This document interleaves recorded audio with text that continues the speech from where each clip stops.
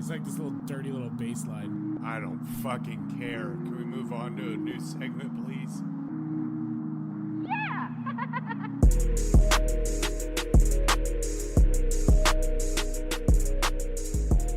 Welcome to Just Two Fans, a sports show about sports, Obviously. about life, Because sports are life. and about just whatever the hell we feel like talking about. So, let's go. Is up, everybody. What's good, y'all? I'm Jay Friedlander. That's Eli Johnson. And joining us, as always, is super producer Cameron. Say hi, Cameron. Hi, Cameron. So this special Sunday edition of the Just Two Fans podcast. Yeah, man. Weekend coming at you. It's a holiday week. I've got people coming in. They're going to be staying here. They're going to be sleeping in the room that's right there, podcasting at 9 p.m. with more children than I already have in the house is basically impossible. Yeah. I'm cooking the turkey this year, and one thing that I am very adamant about is turkey. I feel like is always like the worst part of the Thanksgiving dinner, right? So one thing I am really trying to do this year is make it not suck. So let me tell you about this process here. What I'm doing Wednesday night, or no. So Monday night, I'm making a brine. Tuesday morning, sticking turkey in the brine in the fridge. Gonna brine all the way till Wednesday morning. Wednesday morning, taking it out, putting it on a rack in the fridge to dry the skin a little bit. Get it so that skin gets nice and crispy on the smoker. Taking it out Thursday at like 7 a.m., putting on a smoker 225, letting that sucker sit until it is done, or actually about 10 degrees before done, and then cranking the heat a little bit, get that skin crispy. It's going to be good. I did a test turkey a couple weeks ago. It was phenomenal.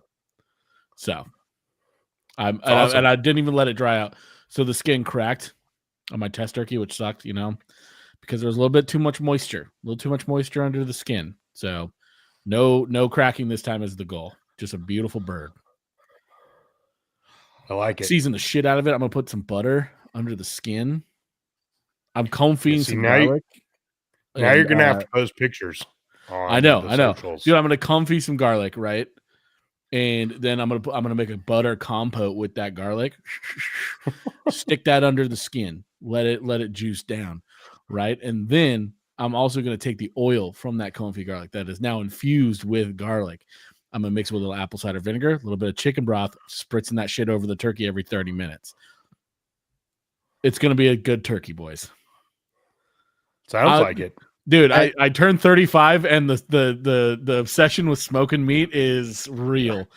All right. I didn't choose World War II history. I chose smoking, and I'm here for it. It's a lot of fun. I appreciate how excited you are. I'm stoked. This is, I think, my 6th Thanksgiving that I'll be cooking. At this point, I'm just going through the motions, trying to keep it a little alive. I'm doing traditional roasting because it's an easy way to go. I don't have a smoker.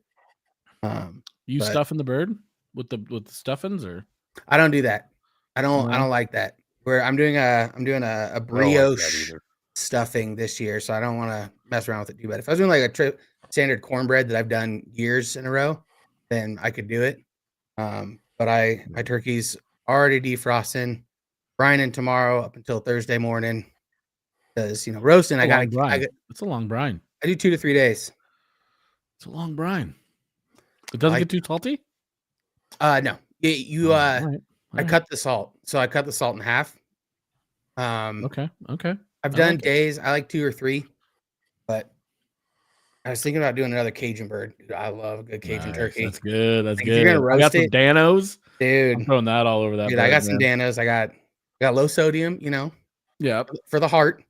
I got the old caramelized onion and butter seasoning. That's a good one. I got a couple good just straight up poultry seasoning. So we're gonna we'll have a little fun. I'm gonna throw a couple apples and potatoes up the butt of the chicken to keep it nice and like moist in there, and like always good. Steaming the inside. Always good. Yeah, dude. It's gonna be a good Thanksgiving. It sounds like it. You know What are you guys the thankful for? The trick with a brine, if it gets too salty, cut a couple of potatoes in half, throw them in the bag with it. Suck up a little bit, salt the salt in the bird. Yeah. What are you thankful for this Thanksgiving, boys? Oregon football. Good answer. Good answer. You know what? No notes. Topical. No notes. No Yeah. notes. No notes. It felt topical, you know. It felt topical. Let's get into some sports, huh? Let's start with trackside with Cameron, because there was a race like 22 hours ago. I love that button. It's so much fun. There was a race 22 hours ago. Last night, Las Vegas Grand Prix started at 11 p.m. Mountain. And you know, the best part of leading up to that is all the Europeans bitching about what time it is. And you know, it just warms my American heart every time that we have a race in the States that's not convenient for them. Oh, dude, it's the best. Shut the fuck up, you losers. We have like 18, 19 races that are inconvenient for us. So it just works out. But not to get too far off track, Mercedes went 1-2 with George Russell. Thank you. Mercedes went 1-2 with George Russell standing on top of the podium. Lewis was looking strong. Had a rough Q3. So he started in 10th, one driver of the day, because he drove the hell out of that car. And it's clear to anyone. There was like a 10 lap stretch that he set a fastest lap every lap. Dude, it was insane. Yeah, it was nuts. And it's clear to everyone who's been saying, you know, he's washed up, this time has passed him. No, his Mercedes has sucked.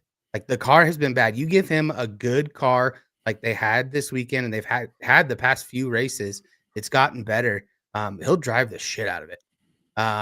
So Lewis is not fucking washed. No, he's got. I think he's got the makings for another championship in him, another multi-win season. Carlos Sainz brought up the bottom of the podium in third. I was close, guys. Add in him for the race. I was close. It looked like a good pick, but George he got on pole and never looked back. He really didn't. He was driving real quick, and yeah, Carlos just kind of, you know, showing Ferrari that if they would have supported him and given him a good car, he could have done it. And I think like the win he had a few weeks ago and this, and I think the way he's going to finish the next two races are just kind of a send off of, you know, you could have had it. Like, we could have done it together. Especially since he's going to Williams. So I don't think he'll be at Williams forever. I think it's just going to bounce down. He'll bounce back. But in other news with that race, Max Verstappen finished 5th, one spot ahead of Lando Norris, and secures his 4th driver championship in a row, becoming one of only like 7 drivers that have 4 or more. And honestly, this season was a good season, so I'm not even upset that he won it.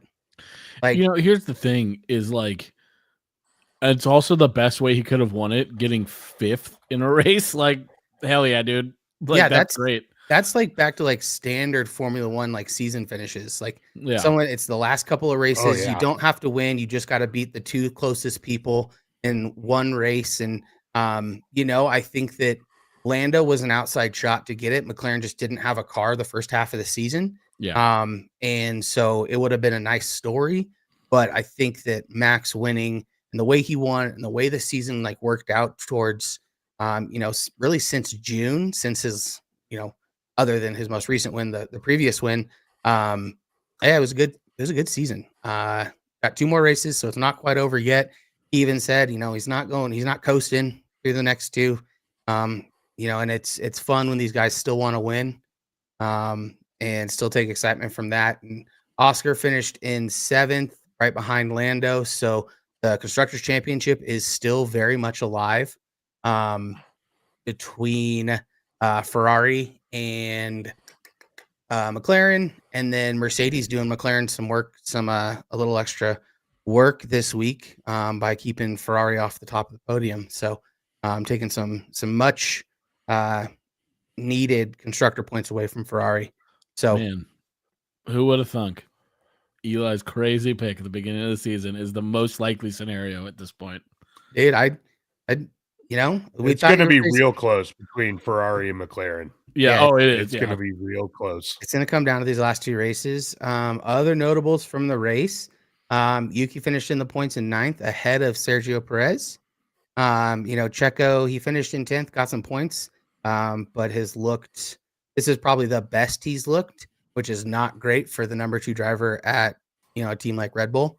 So Yuki's definitely continuing to throw his hat in there by driving fast, aggressive. I think that he's growing up a little bit. And so eventually he can probably carry the true Red Bull brand. And I think that's something they're waiting for to happen. Nico finished in 8th for Haas. Haas is making a late season push to get in kind of like that best of the rest midfield finish in the constructors, worth a couple extra $1 million at the end of the season. So it's not over yet. And that's the thing that we've talked about before. And it was harder to talk about it last season when Max won 19 races or whatever. Yeah. About what else is happening like off the track and like deeper in the field. This season, there's so much going on and there's been so many storylines to follow that we still get them. And it's really coming down to the last couple of races for some of these things to work out. So that's the race. We got another race next week. I believe it's Qatar. I don't have my schedule in front of me. It is. It is. So this is the beginning of the Qatar? triple header, Qatar. And so we'll see how that happens. In other news, I know Jamie saw, but Eli, I don't know if you did, but F1's closer to adding an 11th team. And by closer, I mean, we could probably know in the next couple of weeks and probably announce before or right. I heard it might be days. Season.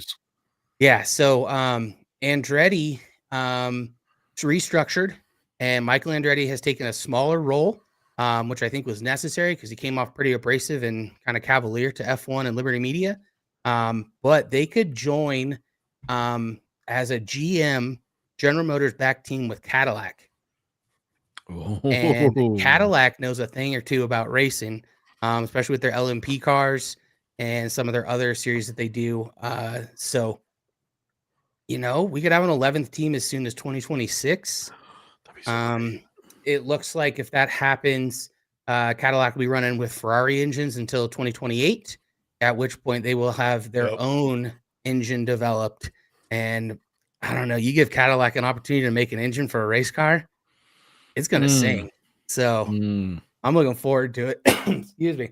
The only thing I could really hope is they go, we're getting rid of turbos. We're going back to V10s. Like that'd be that'd be the icing right there. Yeah. going back to those big blocks. But so we'll see how that comes out. Looks like everyone's kind of on board, even with like team principals. Like Fred Vassar at Ferrari said he's not opposed to it. Some of the reasoning, getting money there, the dilution of how much money they're getting at the end of the season because they're not bringing in as much. But I think the American audience has shown that we're here. We've got 3 races, which is the most that any are in any single country. We're not going anywhere. And then they were complaining about space on, on the pit lane. Well, they've had Brad Pitt's movie have 2 bays this whole season. So there's bays for it at every racetrack. So there's room. You can't tell me there's not space. There's 11 bays. So we'll see how that goes. But that should be something that could be real fun by the end of the season, and know that we've only got a full season before we see a true American team on the track, because Haas is Haas, tooling is based in the Carolinas, but Haas, the F1 team, is based in Italy. So you can get something out of the Midwest. So that's what I got. That's it for the track side, but a lot of cool things. What are you going to do in 2026? I asked you. And I didn't have an answer, and I still don't really have an answer. I asked you when we were texting about this.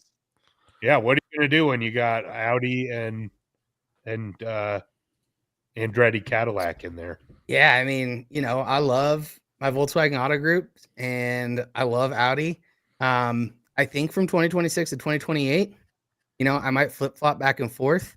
But once you get a Caddy engine in their cars in 2028, shoot, like I can't. Like, no, I might lean full into it, Yep. And it being an American team and all. Yep. And, Audi's going to be cool in a couple of years, but it's still going to be, that whole like Audi Sauber, like kind of having that background. It'll be Audi by name. They're still going to be using, whatever engines they're buying, but they're going to struggle. We'll have to see. I think that a full rebuild 11th team, it'll be a fun way to get on and just be disappointed for 4 to 6 years with their performance. Yeah. Like people have with Haas, but we'll see. I'm excited. I'm glad the sport's changing. Cool. Glad the American market's really showing that we're invested. Like, we want this. We have staying power. We do. I like it. Good stuff. Good stuff. Other sporting news, Broncos win again today. Bo Nix is the real fucking deal. That's what I got there. I actually watched this one, and yeah, man, he's making like NFL throws now. Yeah, dude, he's great. Looking real solid. That's enough of that. Let's move on to college football because this shit is fucking insane. Show is. Dude, this week was just full chef's kiss, dude. It was Listen, so man, good. What a week to be off.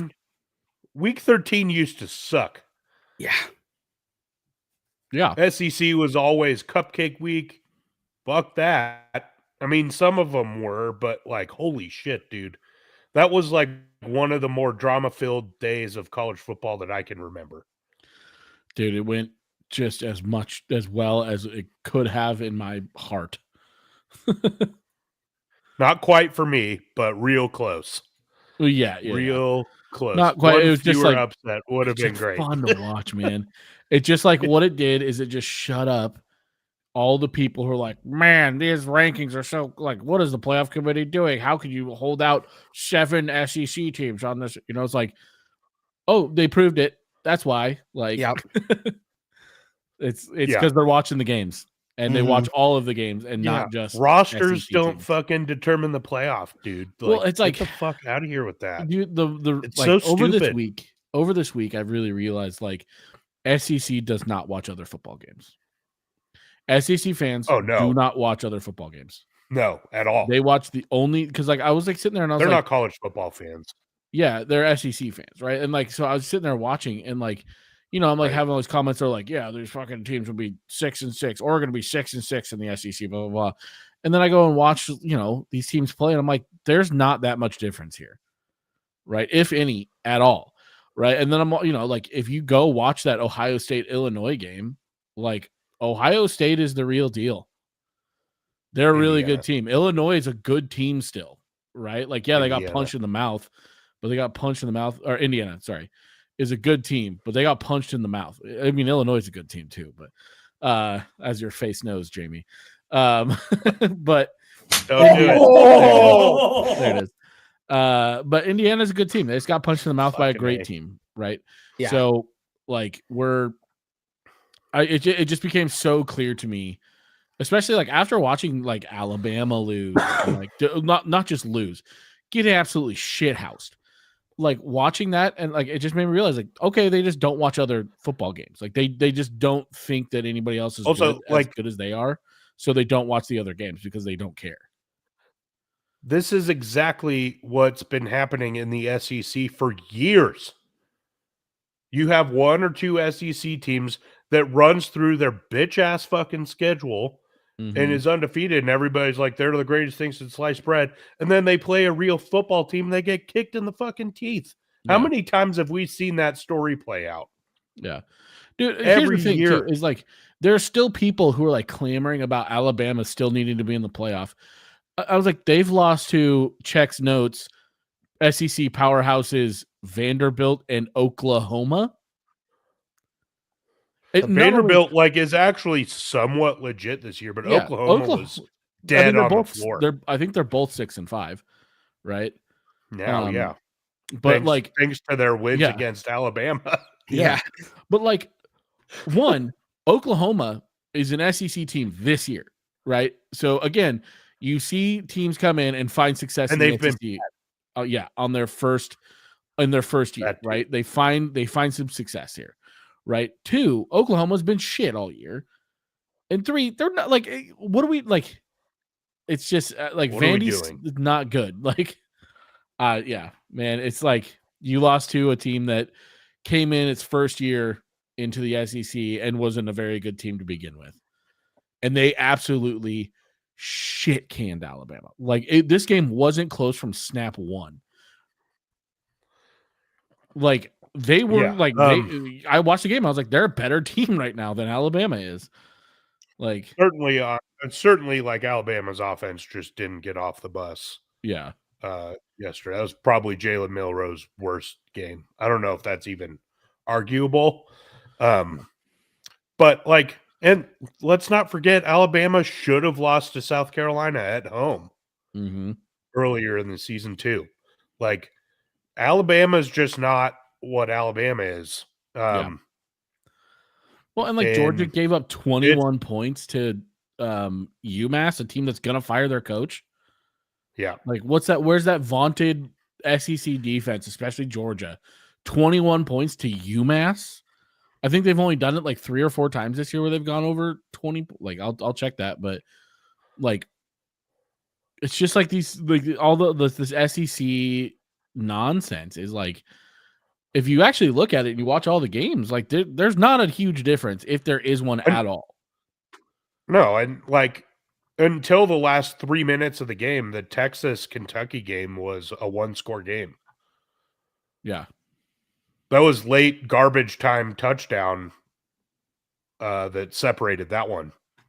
Like, yeah, it's just not that good, right? And like you see this up and down. It's like, okay, if the SEC is that good, like nobody has shown this year that they are head and shoulders above the rest, Oregon included. Yeah. Right. I mean, shit, after 2 weeks, Eli was saying Oregon was a fringe playoff team at best, right? Yeah. And for good reason. That wasn't like a crazy take. No. They had dropped to number 9 from number 3 after I stand wins. by it. Right? Like if they played like that, they would be nowhere near where they are. Right. At that time, they were a fringe playoff team. And you can say that about like Ohio State squeaked by Nebraska at home, right? Like there's not a single team on this list where you can look at them and be like, yeah, they've looked good all year. Yeah. None of them. Yeah. You know, honestly, like if we're looking at this objectively, save one game, Notre Dame's probably the closest, which is crazy to say. Mm-hmm. Like if it wasn't for that Northern Illinois game, Notre Dame's arguably been the most dominant team. Yeah, or Indiana. Indiana saved the Ohio State game. Yeah. They killed everyone. They didn't really kill Michigan, but crazy. How'd we do this week, Jamie? Yeah, but like again, it's gonna be so good. How did we do this week? Eli won the money line at 14-6. I came in second at 13-7. Cameron came in third at 12-8. That was guaranteed because I put we all did. Board, so knew that was going to happen. We all did pretty terrible in the spread. I won at 8-12. Whoa. Cameron got second at 7-13, and Eli, you did so well in the money line, but 6-14 on the spread. Mm-hmm. That's a rough week for the a lot of bad lines. beats in there. A lot of big spreads that didn't hit, that closed up at this time of year. Mm-hmm. Yep. And in the best bets, we were 0-2. Yeah, you were. Yeah, we were. Yeah, you were. So that's that. All right, let's get into some of these. We'll talk about the Big Ten first, as always. Purdue at Michigan State. This game is what you thought it would be, pretty much. It was kind of ugly. It was a football game. Michigan State won, but it wasn't pretty. Indiana at Ohio State. On the surface, this is a 23-point win for Ohio State, right? But if you take Indiana's punt team out of the equation, This is a much different ball game. That handed Ohio State 14 points. Yep. So if you take those 2 plays out of this game, it's a much different story. I don't know if it's a much different story, but like Ohio State did not score 38 points on because of their offensive prowess. Yeah. Right. It's like They Oregon were versus largely Boise State. stifled in this one. Yeah. Yeah, it was a lot like that. Yeah. Yeah, no, it's like I said, like Indiana's still a good team. I think they proved that they're a good team overall. They just got hit in the mouth a couple times with some things that, some execution errors that we haven't really seen this year. I think the big moment got to them a little bit. And the more experience you get, the less and less those come out. So yeah, I mean, you put any other team in the country in the shoe in November, I don't know that the result's a whole lot different. That's a rough environment to play in this time of year. For sure. So that was that. I think both teams are still like people saying that Indiana should absolutely be out of the playoff. For who? Yeah, like, get the fuck out of here with that. Dude, that's like I was literally everybody else has a worse loss except for Ohio State and Oregon. I was doing my rankings and I was like, I was just sitting there because Indiana, their strength of schedule outside of this Ohio State game is fucking awful, right? They lost to the first team that was actually a decent team. But like, who the fuck do I put in? I'm not going to put Alabama in there after getting absolutely housed by because here's the thing. Those were teams that Indiana's killed all year is the Oklahomas of the world. That's what I'm saying, right? Is like Indiana at least has beat the teams they're supposed to beat.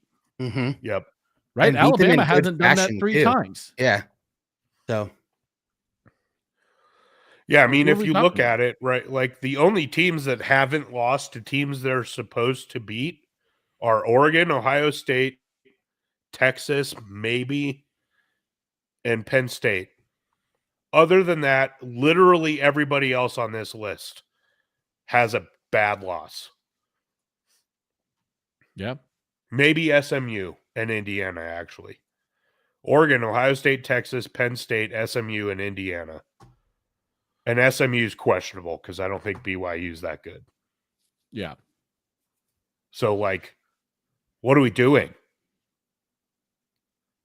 I don't get, if take out Indiana's logo and put Ole Miss on there, what are we talking about?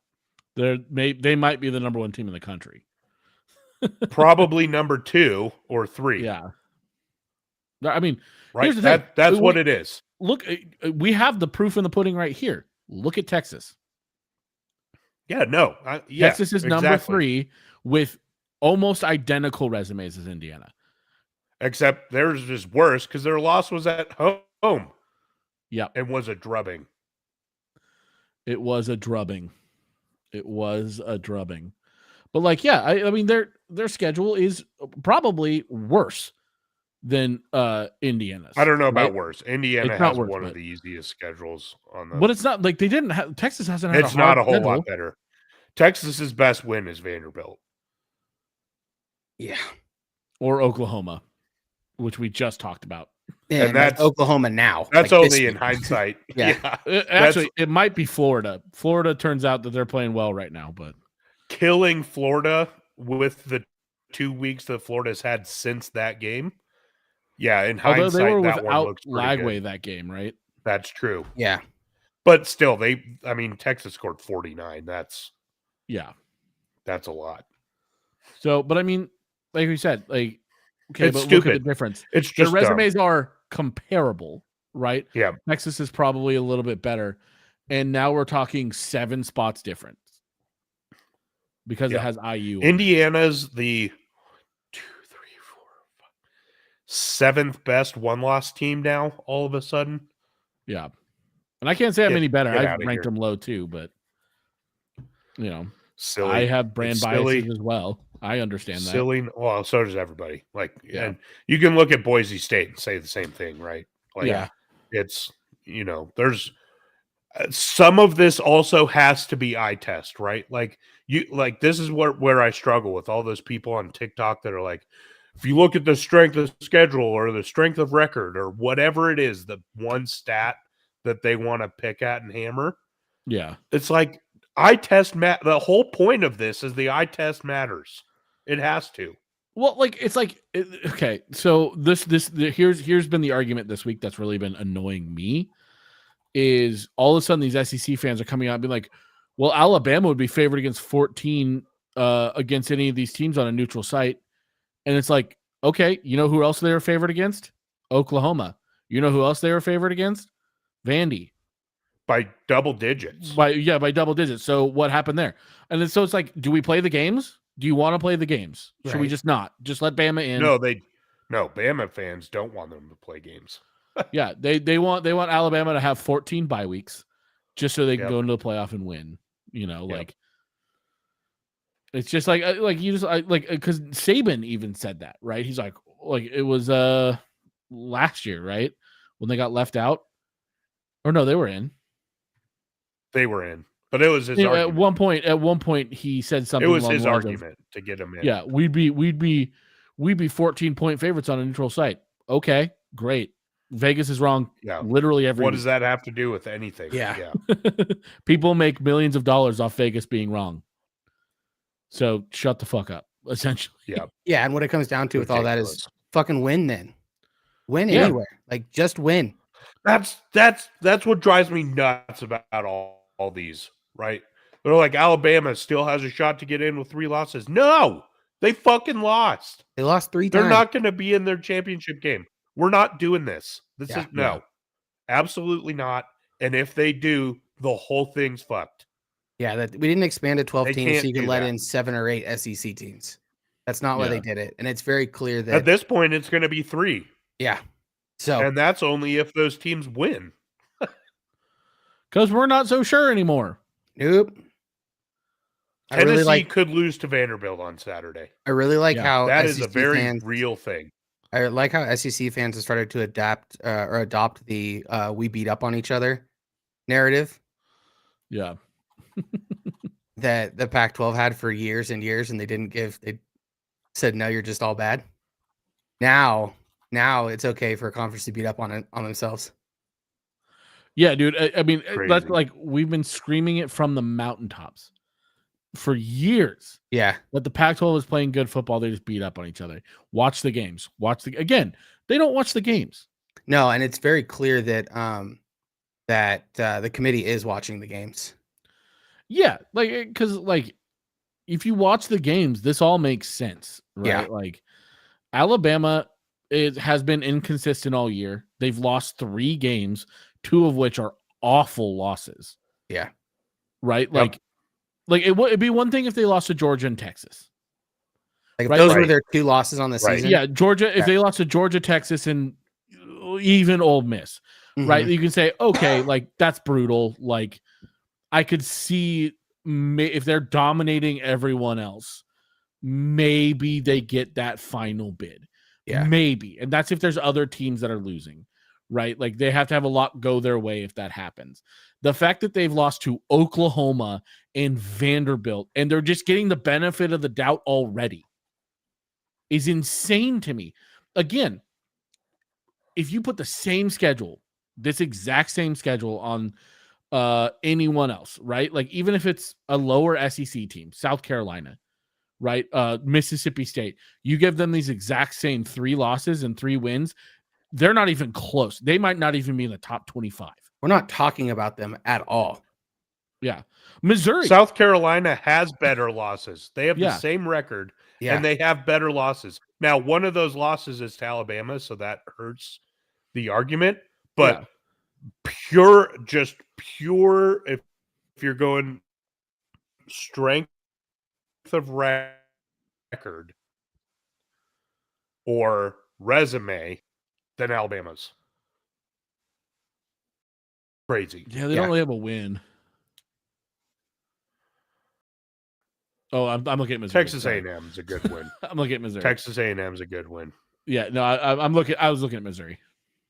Oh, no, Missouri's bad. Yeah, Missouri's real bad, but they're still in the top 25.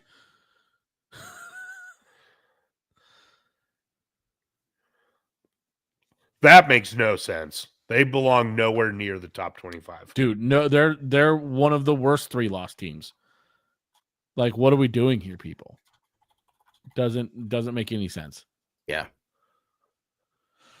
It's annoying. No damn sense. All right, let's keep moving. Since we got stopped at the second Illinois game of at the week. Rutgers. Yeah. Illinois at Rutgers. Illinois comes away with the 38-31 win. I got nothing for this one. Yeah, no That was a notes. fine game. Yeah, it was a game. Iowa at Maryland. Iowa comes away with the double-digit win, which gives me and Cameron the dubs. Eli lost that spread bet. Not by a lot. Not by a lot, but you did. I did. I did. Penn State at Minnesota. You talk about resumes. Like, Penn State does not have a strong resume either. No. Their best win being a 14-point win over Illinois and then barely scraping by Minnesota is not great. Not a good look. but- a good look. But they're winning, right? Which is more than the SEC teams can say. Yep, they won. So, yeah, it doesn't look good. It feels weird to put them at 4 or 5 or wherever you have them, but Yeah. nobody else can be Yeah. above They them. didn't It's get weird. beat by 21 by Oklahoma. Yeah. Right. So Or anybody like Oklahoma. yeah. Right. Northwestern at Michigan. Michigan just drubbed them. Dude. Just 50 points. Took with them that out to the Michigan- woodshed. With that Michigan Yeah. offense, they put up 50 points. Yeah, that's Yikes. Yeah, that's dude. wild. Yikes is Oof. right.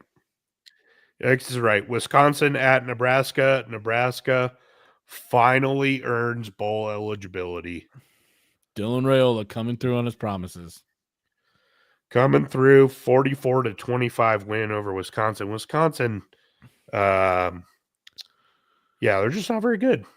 Turns out. No, they're not very good. That 3-point win is not looking great right now. But, we already talked about the factors in that.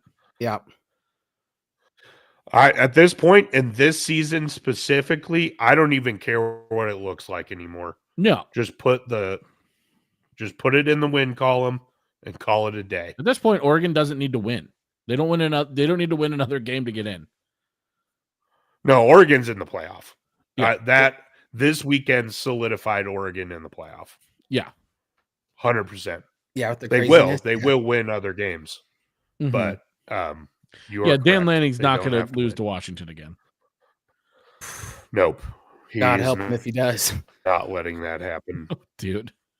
Yeah. Yeah, it's going to be gnarly. USC at UCLA. I texted you guys this in the group chat last night. This is like sneakily one of my favorite uniform matchups of the year. Neither of those uniforms by themselves are exciting at all. They're No.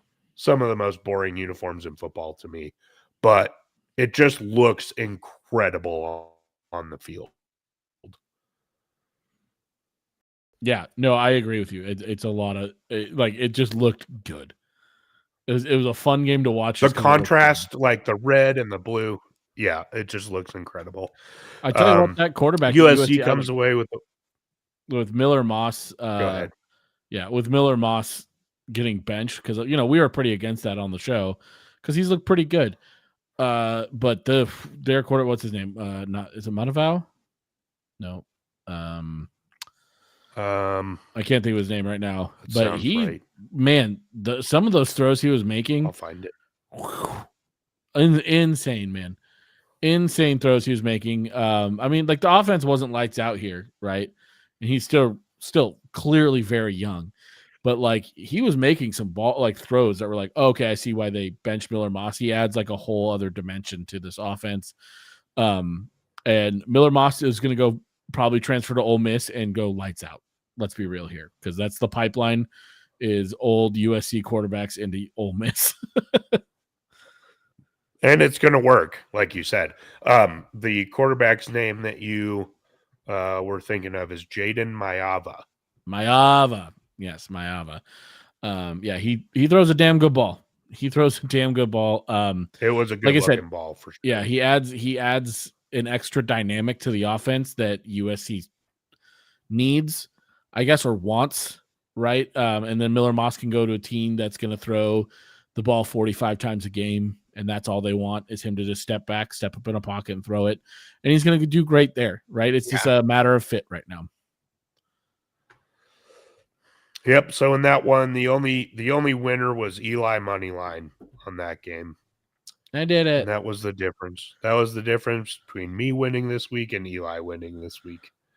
Fucking USC. Sweet. Colorado at Kansas.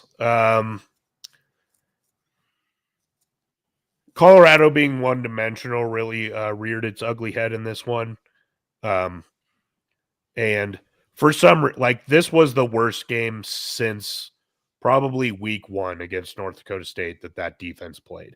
I don't know. That defense was unrecognizable to me. They couldn't tackle, and they've been pretty good against the run this year. Teams run against them, so they give up a lot of yards, but they were averaging like 3.2 yards per carry on the ground, and they couldn't stop that Neal kid to save their fucking life. No, yesterday.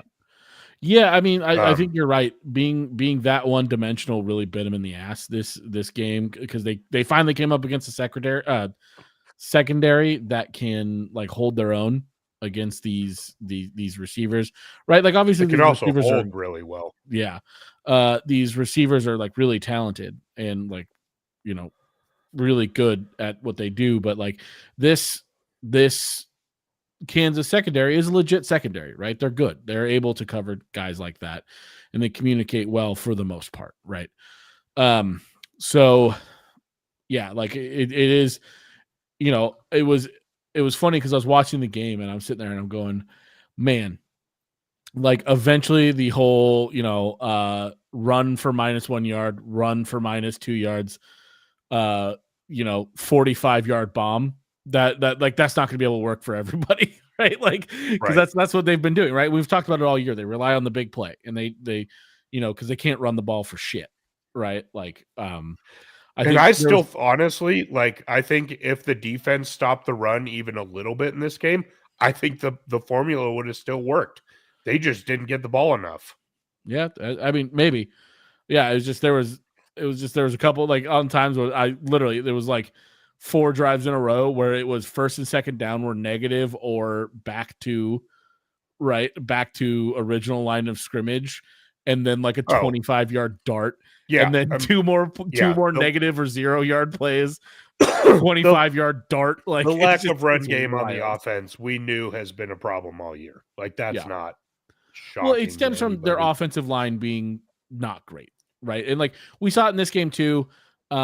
You know, Shedeur was running for his life a lot, and then for some reason just decided to not throw the ball away in this game. He's been doing so good at it this year. He was doing so good for most of the year. This game, he completely regressed back into old habits of just holding onto the ball way too. Like there was a couple times I was like, dude, you've been needing to throw this ball away for 8.5 seconds. Throw the ball away. Yeah. Yeah. Like he had that 22-yard loss on one of them, or no, it ended up being grounding because he like tried to do it at the last second. But like, if he throws that ball away literally 10 seconds sooner in that scramble, like we're back and playing, and you guys are, you probably, you know, you can score a touchdown still, right? You're not in 3rd and 40 or whatever. Like, you know, it's so, but yeah, I mean, you're probably right. That defense did regress pretty hard this game. And I mean, a little bit of credit to Kansas here. They are one of the hotter teams in college football right now. Right, they're playing really good football, and yeah, that Neal kid was just unreal, dude. Like he was literally bouncing off people. Yeah, I mean they couldn't stop him to save their life. It was because I it mean, they wasn't literally necessarily couldn't do like Kansas offensive line was blowing them off the ball. I mean, they did obviously a few times, but there was like a couple times in there where it was like this kid just like he ran through like 4 dudes. Just he had a Marshawn Lynch type Yep. game. Mm-hmm. Yeah, and I mean Shiloh Sanders is a total liability. Dude, he's such a wasn't liability. he wasn't great before his injury, but since he broke his wrist early this season, he has been bad. Terrible bad.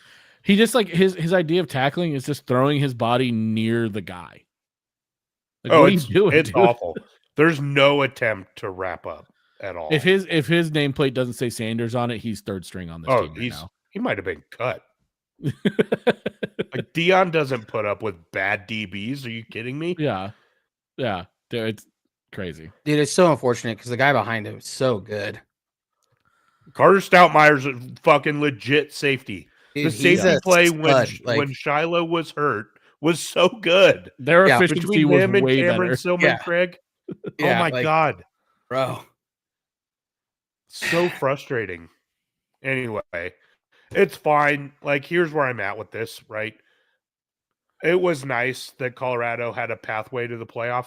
They were going to get fucking murdered by whoever they played in the first. Yeah, they would have been dog walked by someone. And so let's just, you know what, where I'm at with Colorado right now, let's go to a nice bowl game and win it. And, yeah, realistically, like at this point, they went 4-8 last year. They're 8-3 right now. No. This season was an out and out success. No doubt about it. Like, there's no two ways about it. Yeah. Right. They have broke through the glass ceiling. The fact that we were even talking about a playoff run is nuts. This year should have been the hype they got last year. 100%. This is the year they should have gotten the hype for that. But it's a lot easier to hate, man. It's a lot easier to hate. Yeah. But like last year, that amount of hype is what this team should have been getting, and they weren't, which 100%. Probably played to their favor a lot in a way. It for sure did. Yeah. And, for sure. Yeah. So, I mean, the season was an out-and-out success. There's no two ways about it. They could lose the next 2 games, and it's still a success. 8 wins for a team that was the worst team in the country 2 years ago. Yeah. By, like, a lot. Yeah.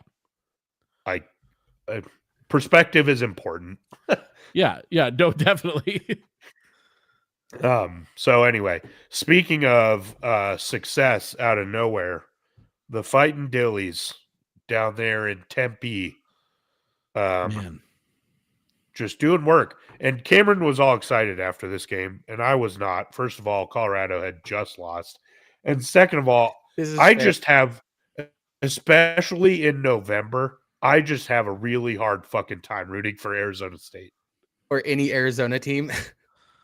Just anything that starts with A in November. And Nebraska.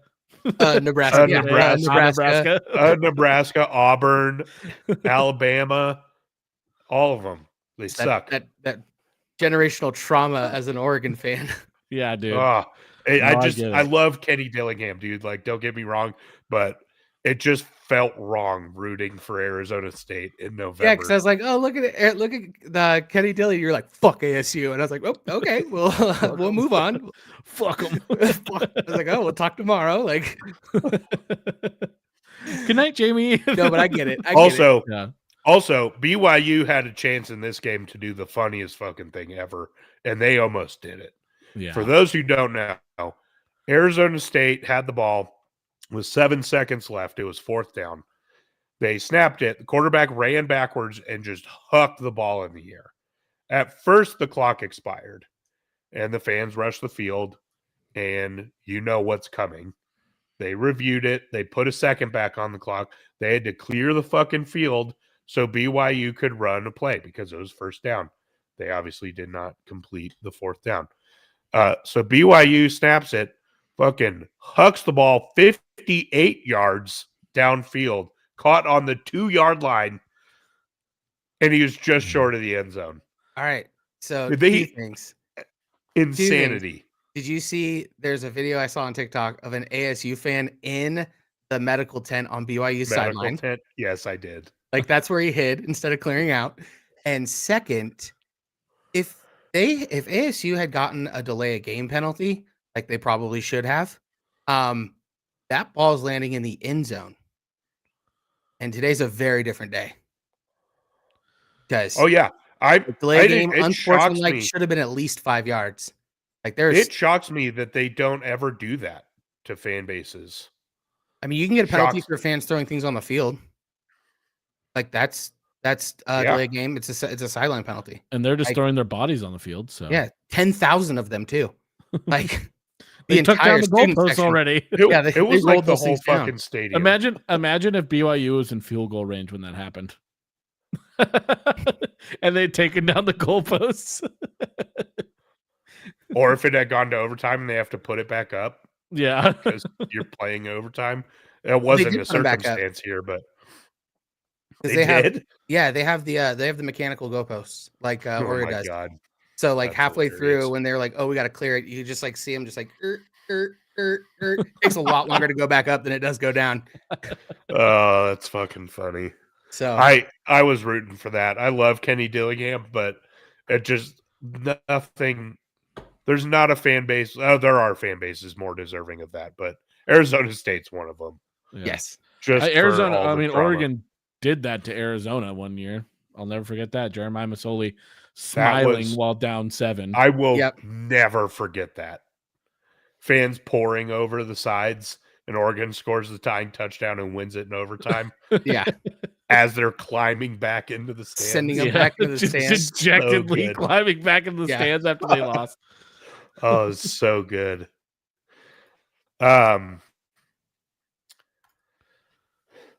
Yeah. So chaos in the Big 12.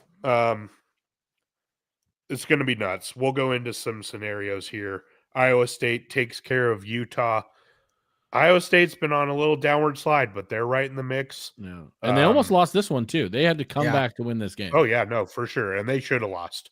Yeah. If Utah had any semblance of an off, and Utah had a kick to tie it at the end, and they Yeah, that's what I'm saying. literally Yeah. missed it by like inches. yeah, So the Big 12 is Big 12ing hard this year.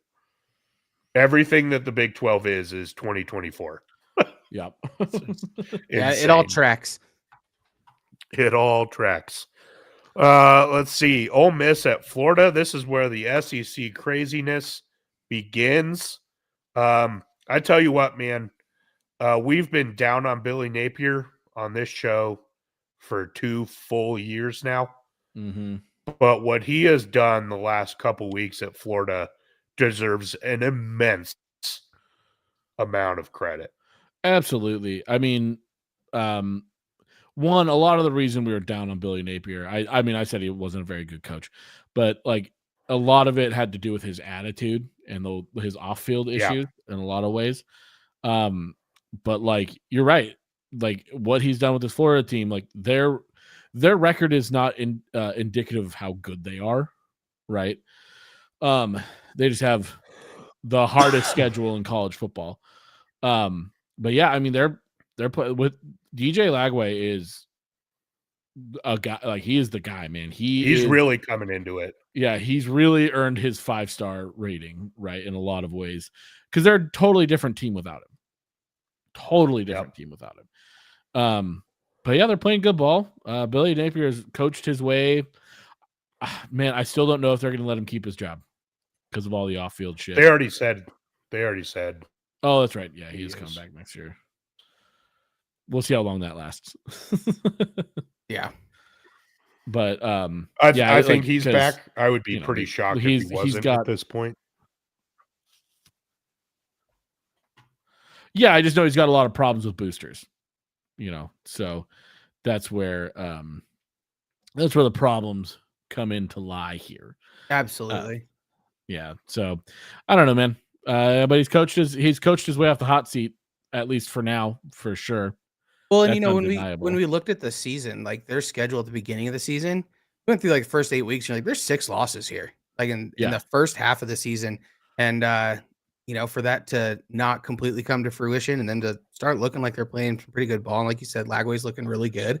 They're going to be a problem next year. They are. They're going to come to their own at the end of this season, and they're going to turn around and do some more improvement and some soul searching in the offseason. And next year, the SEC, if this is what the SEC is going to do next year, they're going to be up there, and they're going to win some that they shouldn't or that they're written off for, and they'll surprise some people by week 13. Like when you look back. Fully agree with that. Yeah. The fact that they won 7 games, we were talking at the beginning of the season when we did our SEC preview that they'd have to steal one to win 5 to get bowl eligible because their schedule was so ridiculous. So the fact that we're sitting here talking about a 7-win team is impressive, as weird as that is to say.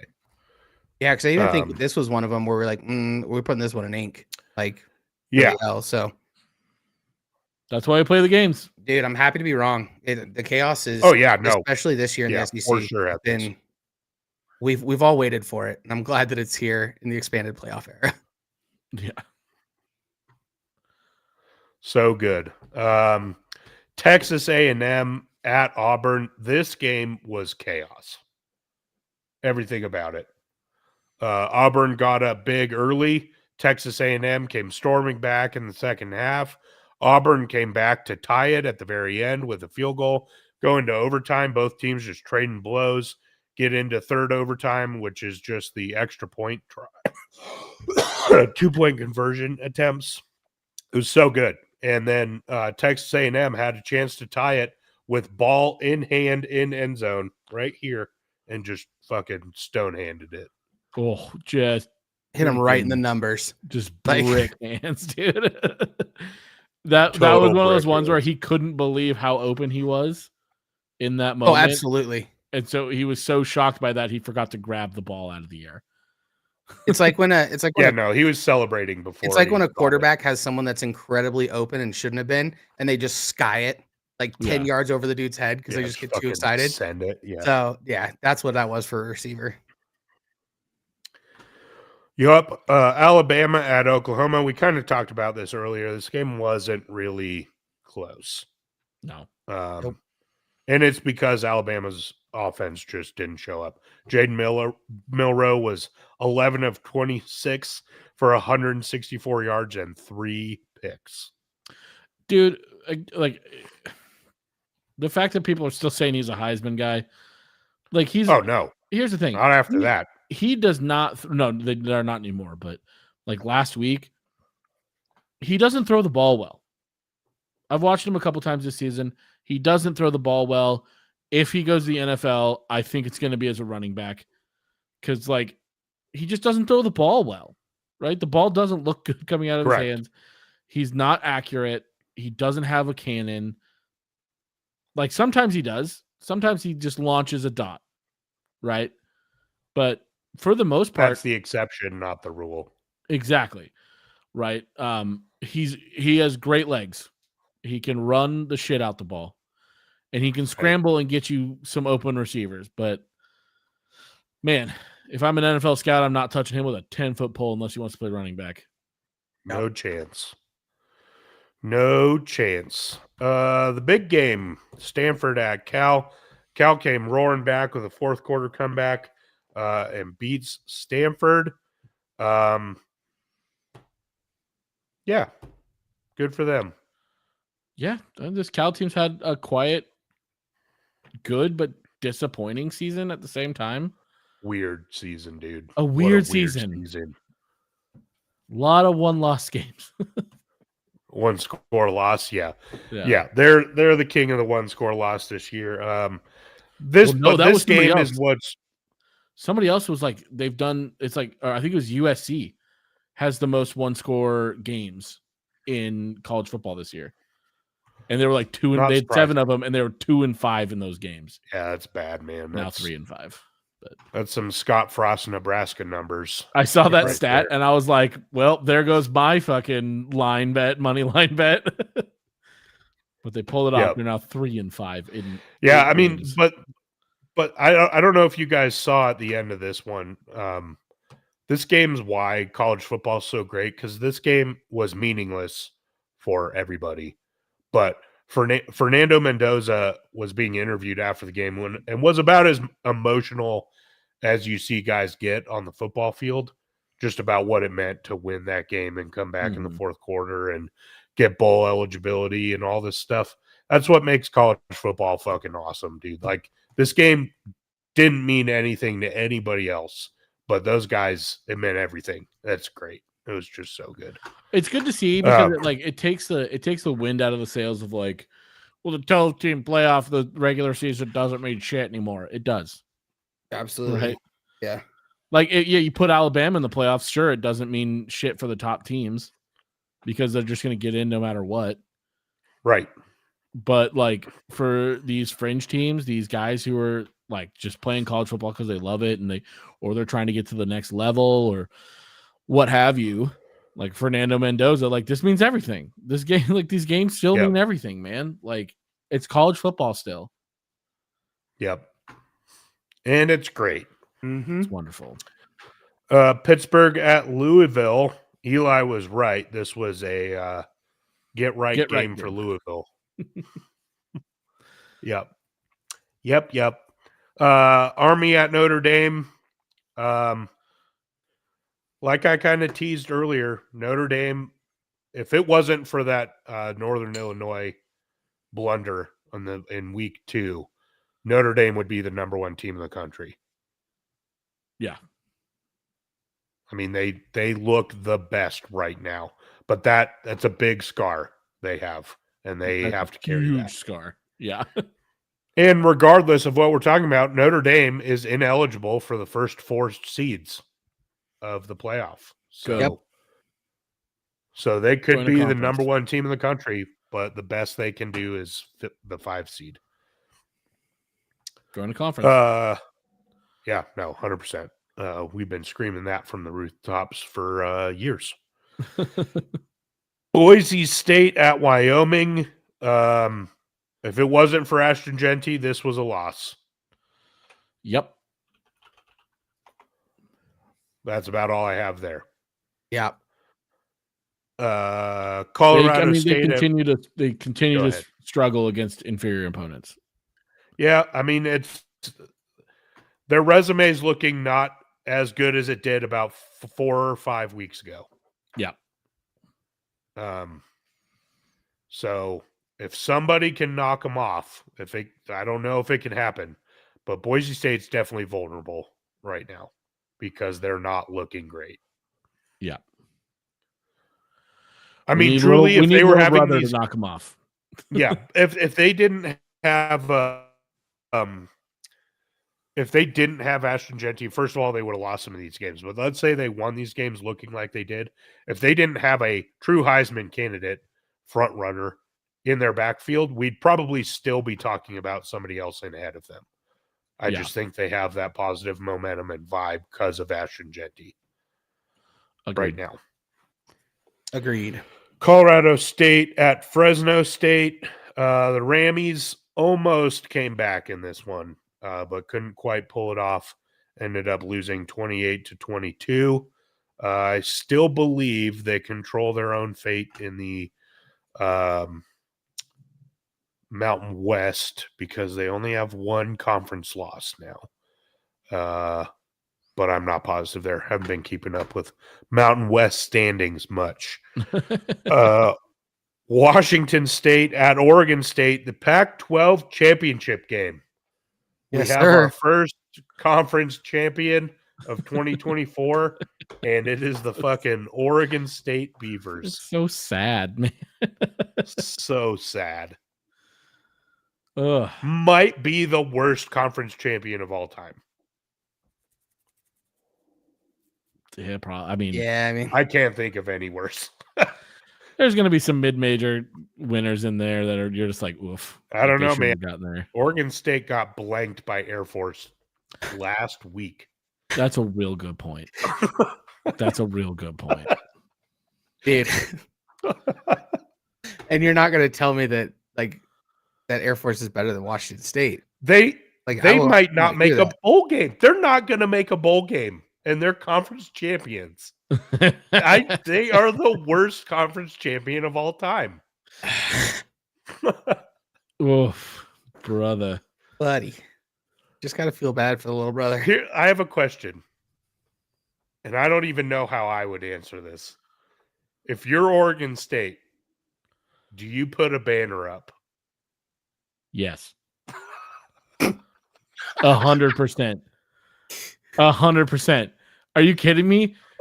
That's the funnest thing you've ever done. It's probably true. Here's the thing. I would put up Pac-2 champion. I wouldn't even put up Pac-12. Fuck that. Pac-2 champion. Pac-2 champion with a record of 1-0 in conference. Yeah, put that on there, dude. Have some fun with it. Right? Like play into the meme of like this, like the conference dying and like you guys holding on.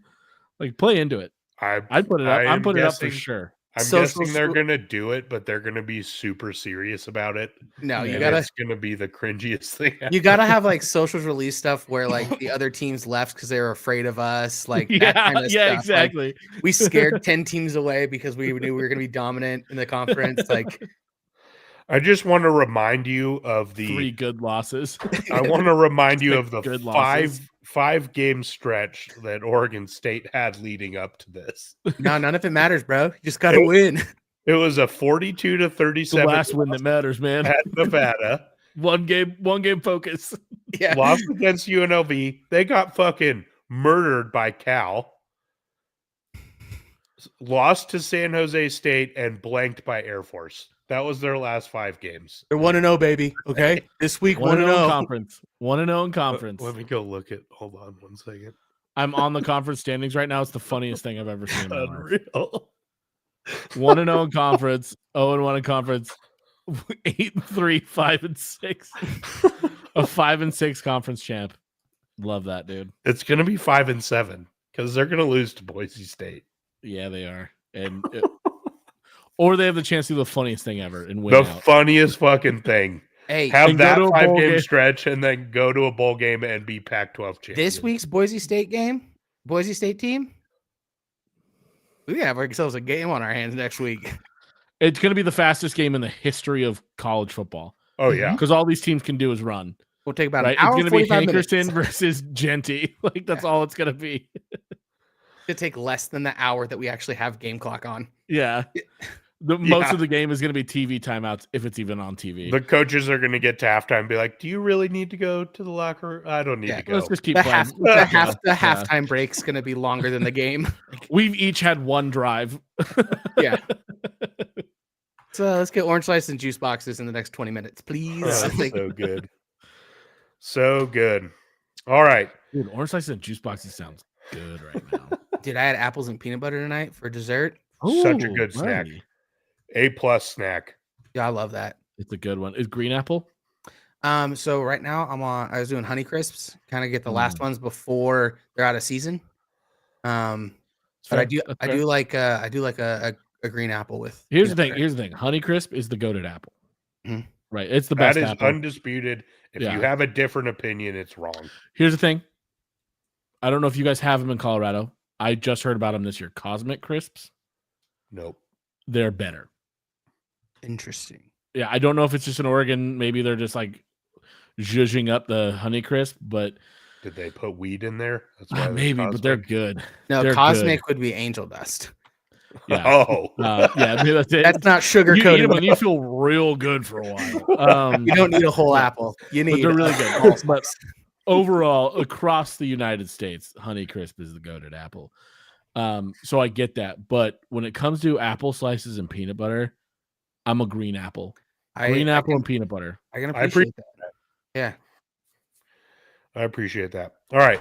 We don't have the CFP rankings to go off of because it's Sunday. And we're better than they are. And apparently they need till Tuesday to decide this shit. I did this in 20 minutes today. Did this after I texted you guys that we were doing this. So let's run them up, Cameron. Let's see that beautiful graphic up on screen. Man, now it's that beautiful bean footage.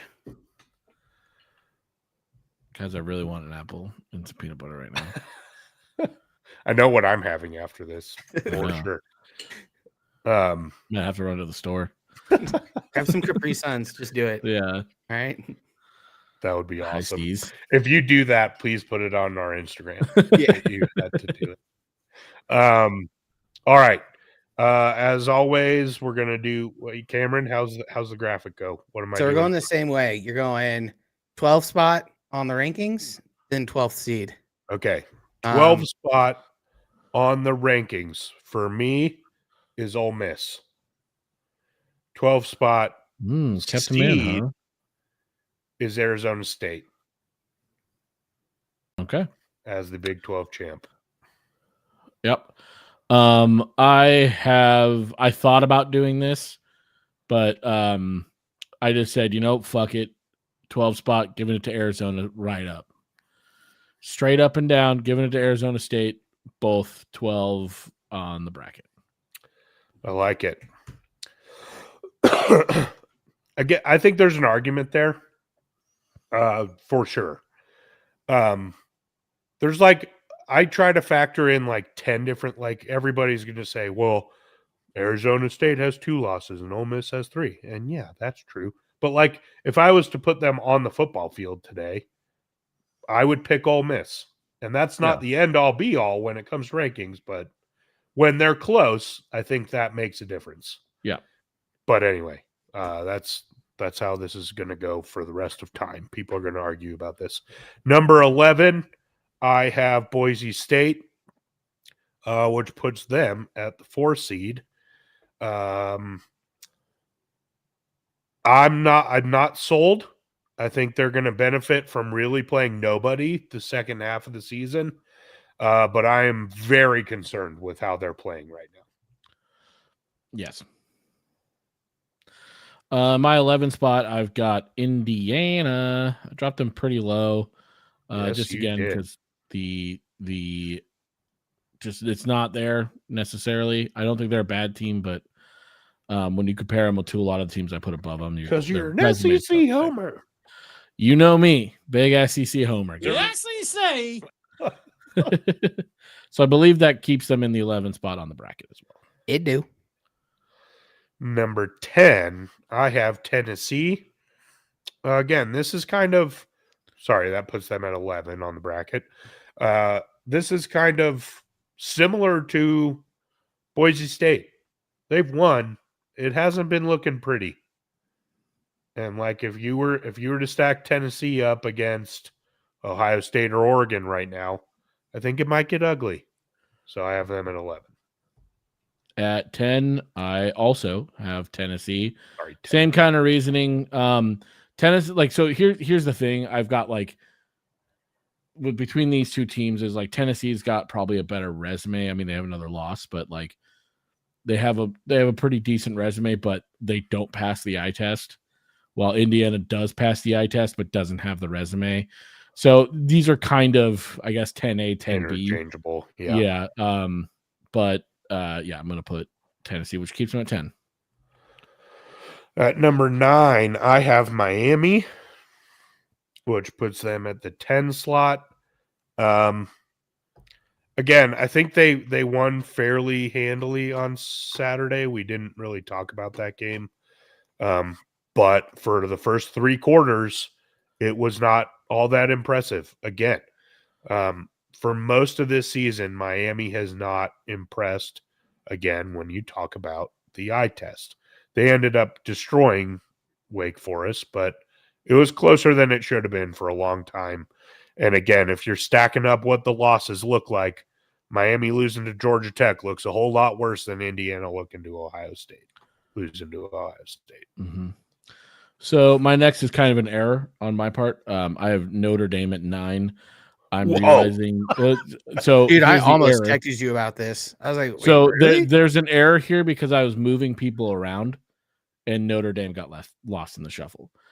They're not actually here in my head. So but I'm looking at what I texted Cameron. I was like, oh, I was moving teams around too much, and they're just there. I just overlooked them, which I've done multiple times this season because they're not in a conference. So I just kind of don't think about them sometimes. Yeah. But yeah, I mean, so they're I would probably have them at, I don't know, 6 probably right now, but just off the top of my head. But that was a clerical error on my part. Fair. At 8, I have Indiana, which puts them at the 9 seed. I didn't really have anywhere else to put them at this point. They have the best loss of those one-loss groups. They have killed every other team they've played except for Michigan. So anyway, that's where they are. Fair. At asterisk 8, I have Boise State. Again, it's hard to trust them right now just because the way we looked over the last couple of weeks. Teams are stacking the box and making Maddox throw, and it's not looking great. But it's kind of an uncomfortable 8, but I think that puts them at the 4 seed, right? It do. I think this is going to be, again, once you get to like 5 through 11 almost, really 5 on, it's a rack and stack and it's a guessing game. Yeah.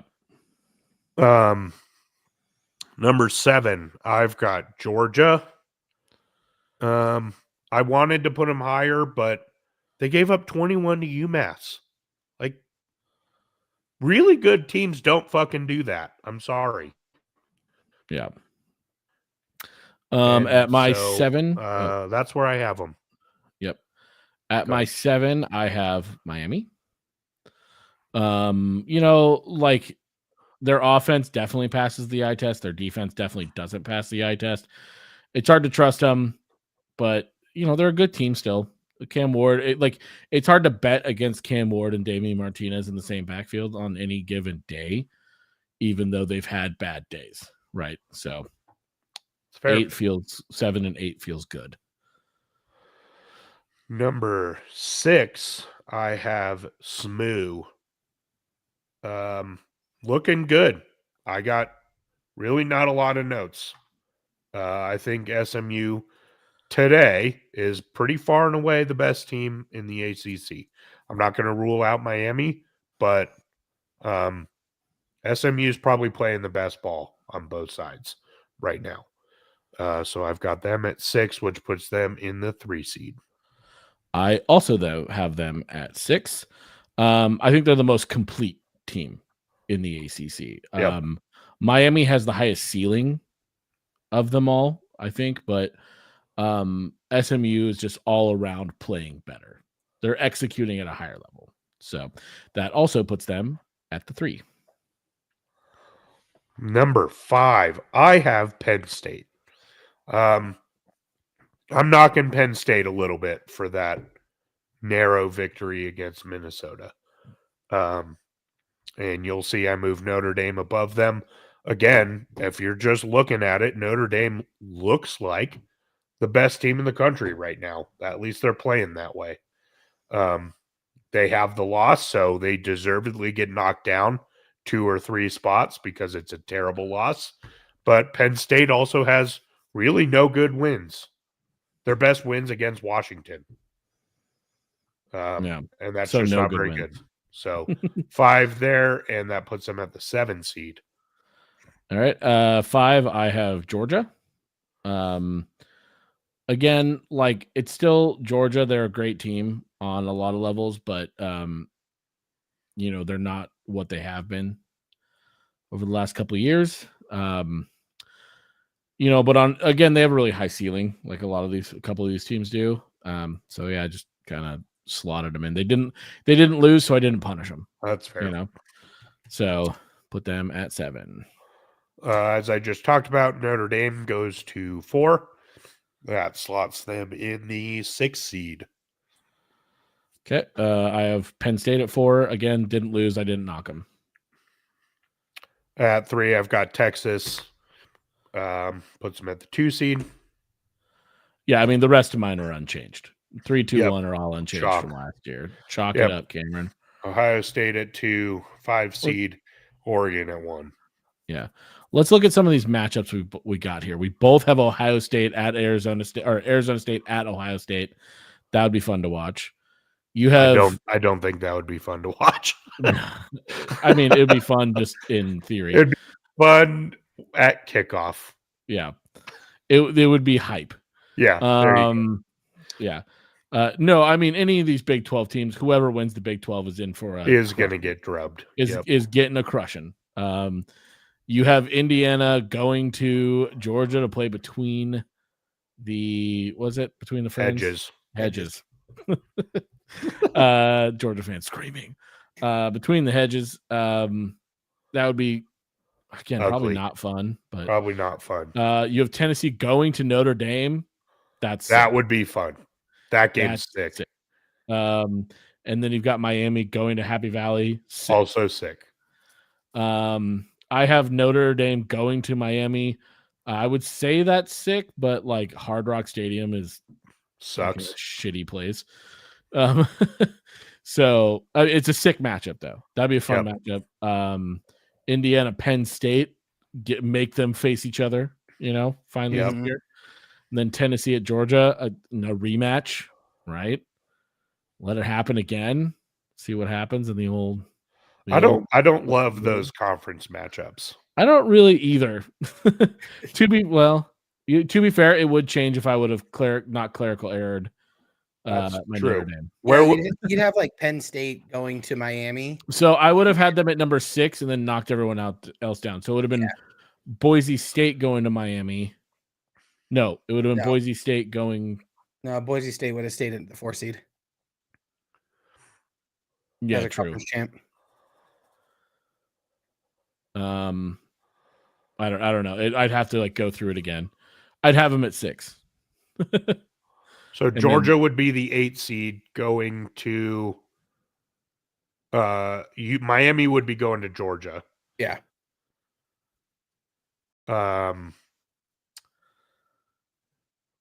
And let's see, Penn State would be the 7 hosting Notre Dame.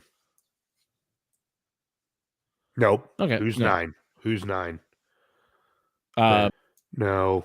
Miami would be. This is nuts. We shouldn't even do this. No. We'll send out an update. It would have been crazy. It would have been crazy. We'll update it. Again, this is all going to change because we have 2 weeks of games left, including conference championships.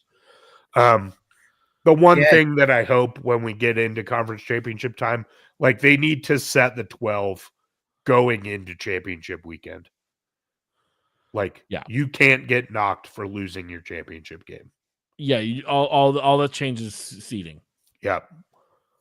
Yeah, I hope in they the do. chat, All Day Jones brings up a good point with Eli's seeding right now. Notre Dame at Miami, rematch of Catholics versus convicts. Ooh, that's fun. That's fun. Still be fun. So it could be the move. Could be the move. Could be the move. Could be the move. You guys follow that TikTok account, by the way? Could be the move. Nope. Oh, it's great. It's just a guy being like, paperback book in the back pocket. Open it up anywhere you want. Standing in line at a coffee store and impressing people, pull out that paperback. Could be the move. Fantastic account. Wild. All right. Let's get into this week's matchups. We have some conference championship implications, obviously, on the line here. We have a couple teams that have clinched berths in the playoffs. That is Oregon in the Big Ten championship and Georgia in the SEC and SMU in the ACC have all locked up conference championship spots. The SEC is the clearest of these. Georgia will play the winner of Texas versus Texas A&M. That's it.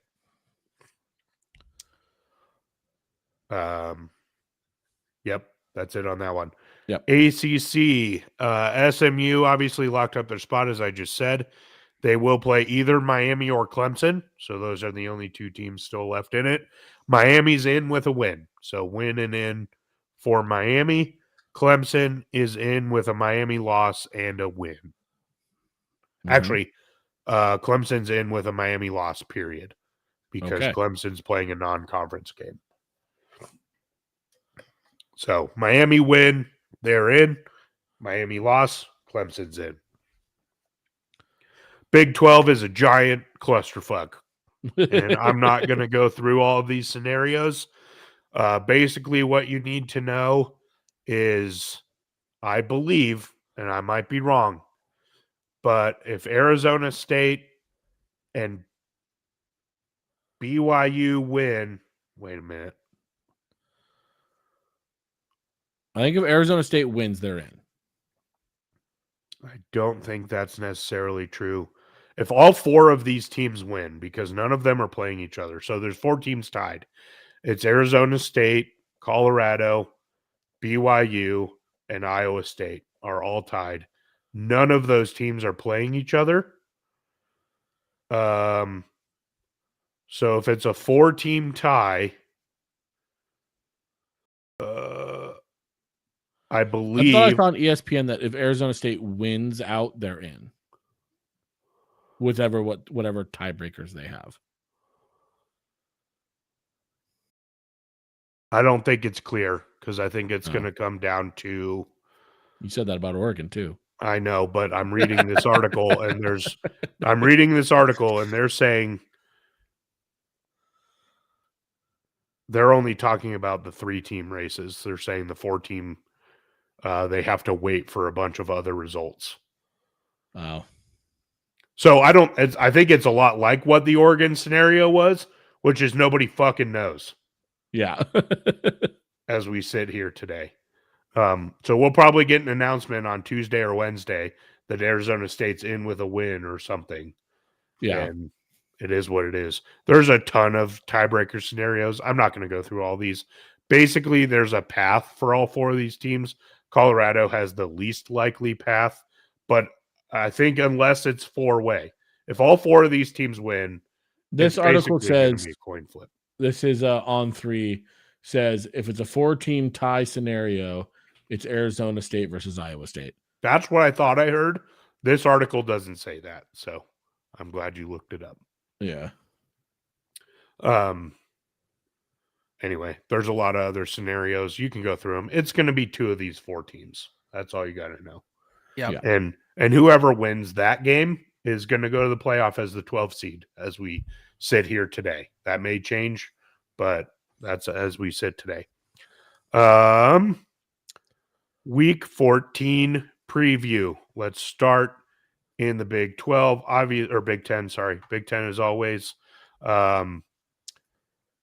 Obviously, all teams are in play this week. It's the last week of the season. That's how it goes. Minnesota at Wisconsin. Wisconsin's a 2-point favorite, and I couldn't tell you why. Nope. Yeah, I don't know what Vegas is seeing. I'm taking Minnesota. Guys, Wisconsin is an incredibly hard place to play football.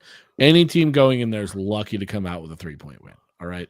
Super. I agree. 3 is an impressive number to keep. It really is a gap to a strong at-home Wisconsin team. I think the only key is you have to take advantage and condition your team that when jump around plays between the 3rd and 4th quarter, you got to lean into it. You got to have some fun there, especially if you're used to like a between 3rd and 4th quarter song anyways. Yeah. Like, you just got to let them have fun. Let them play. They just got to lose. That's the key to winning in Wisconsin. Yes. Yeah. All right. So they're going to do that. Jamie. They're going to win. Nebraska at Iowa. Iowa's a 5.5-point favorite. Nebraska beat USC, who doesn't, no, they didn't beat USC. They beat Wisconsin, who has basically no offense. Iowa's offense has been up and down, but Iowa at home is always tough. I'm taking the Hawkeyes. I'm also taking the Hawkeyes because they're at home, and Nebraska has been hot and cold, and I just think that last week against Wisconsin was an outlier for what they've been able to put on the field. So I was going to walk away with it. Yeah, both teams really inconsistent all season long, especially on the offensive side of the ball. I think with last week, Nebraska having an outpouring of offense, I think they're going to struggle this week against a superior defense. So Iowa, both ways. Michigan, Ohio State. Saturday morning for us. Big noon kickoff. This does not feel like the Michigan, Ohio State that we've had the last 4 or 5 years. Obviously, Michigan down pretty hard this year. Ohio State can make an argument for top team in the country, probably second, because they lost to the top team in the country. That being said, Ohio State is a 20.5 point favorite. That feels like a lot. So I'm taking Ohio State to win, but Michigan to cover. Yeah, if this weren't a rivalry game, right, I would probably pick the spread here with correct. Ohio State. But it is the greatest rivalry in college football. We'll say it. It might be the greatest rivalry in sports. Yeah, like it's up there. So you never know what's going to be going on in this game. Ryan Day has yet to beat Michigan, right? Or it's been a while. That's true. It's been a while. I mean, they've lost 3 in a row. Yeah. So, I think they win, but it's a rivalry game, so I think it's going to be ugly. Yeah, I mean, I've got Ohio State both ways. I got to make up some ground somewhere in one of these columns, and I got to pick some. If the Michigan offense we saw this weekend shows up at the shoe, then yeah, that they're blowing that 20.5 point spread out of the water. But I got to make up some ground on you boys. Ryan Day's last time he won was in 2019. So yeah, 3 years. He has 1 and 4 against the Wolverines. So, I think Ohio State's gonna take this opportunity to put a stamp on the end of the season. I could see that 100%. But we'll just have to wait and see. Illinois at Northwestern. This line also puzzles me because Northwestern's playing pretty bad ball right now, and Illinois is 8-3 and looking pretty strong, save a couple games. Yeah. I'm taking Illinois. Yeah. Illinois double digits. Same. For sure. Spoiler alert. It's my best bet. It's a good best bet. That's a good best bet again. For sure. Yeah. Notre Dame at USC. Line is Notre Dame -7. This one's also confusing to me. Yes. Because Notre Dame is killing everybody right now. I don't know what USC team they think is going to show up. But Jimmy, is your cat dying? Yeah, he's being a piece of shit right now. I fucking fed him too. He usually does this when we haven't fed him. Is he bowl is full? Shut up, cat.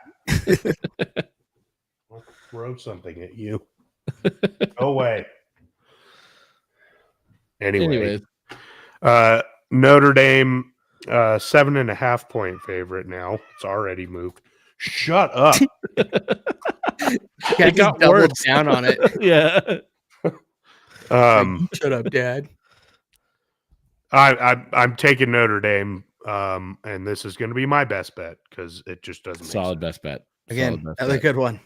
Yeah. I'm taking Notre Dame both ways. I won't be surprised since it is a rivalry game and a historic rivalry game that it gets closer than we would expect, but I fully expect Notre Dame just steamroll USC. Yeah, I got that too. Sorry, I text my wife, see if she can come get this stupid cat. We jumped over, but Maryland at Penn State. Penn State's a 24.5 point favorite. I'm taking the Nittany Lions. God, that's both. A big fucking spread, but I feel like they gotta try to prove something. So that's where I'm at. Shut the hell up. Dude, it's loud, man. I'll be right back. Dude, those cats, when I've house sit, you hear them all around that house. Yeah, even dude, I'm sleeping downstairs. Yeah, I got Penn State on the money, but Maryland, like I said, I got to make up some ground on you boys, and 24 points is a lot. Yeah, and I mean the Terps aren't playing terrible ball. No, it's not good. It's not great. Terrible. But maybe they have a little bounce back into the season. Yeah. Yeah, maybe they get a little gusto at the end of the season. We'll see. Yeah. Sorry. He's back. We didn't get anywhere. Cameron just put in his pick. Cool. What'd you pick? Penn State money line, Maryland on the spread. Nice. Rutgers at Michigan State. Another confusing line. I think this is because we are here early. Like the lines just came out today. We're usually recording Tuesday or Wednesday, and the spreads have adjusted. I swear to God, Cat. David's gonna have some cat soup tomorrow for dinner. Oh my God. Anyway, but it's already adjusted a little in the wrong direction. Michigan State -1.5 is the current line. I think Rutgers is going to win this, maybe by double digits. Yeah, I've got Rutgers straight up. Again, very confusing line. Yeah, for sure. Yep. Fresno State at UCLA. UCLA is a 9.5 point favorite. It feels big. I think UCLA is playing better ball in the second half of the season than they were to start. But I feel like they're going to win by 7 or so. Fair. I've got them winning by like 10 or 13. It's kind of where I'm sitting with them. Yeah. So I've got UCLA both ways. Yep. Same. Purdue at Indiana. You got one team that's really bad and one team that's pretty good. Indiana is a 29-point favorite. I'm taking the Hoosiers in both. I think they're going to be pretty pissed. Fully agree. I think they're going to go out and prove it mode. Yeah. And just absolutely try to like bounce back and just show everyone that they're still a good team, even though they on paper got thumped. Yeah. They're gonna dog walk Purdue for sure. Yeah. Yeah, Purdue's going to be on the wrong end of some angry Hoosiers. Yeah. Yeah, Purdue watched that loss from Indiana this week and went, damn it. Man. Yep.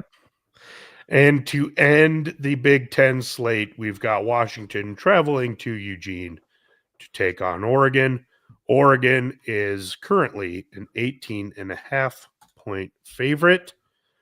I got the Ducks and the Ducks big. Dan Lanning is not coming off the gas pedal in this game at all. Tez Johnson's back. Mm-hmm. I'm expecting video game numbers out of these guys.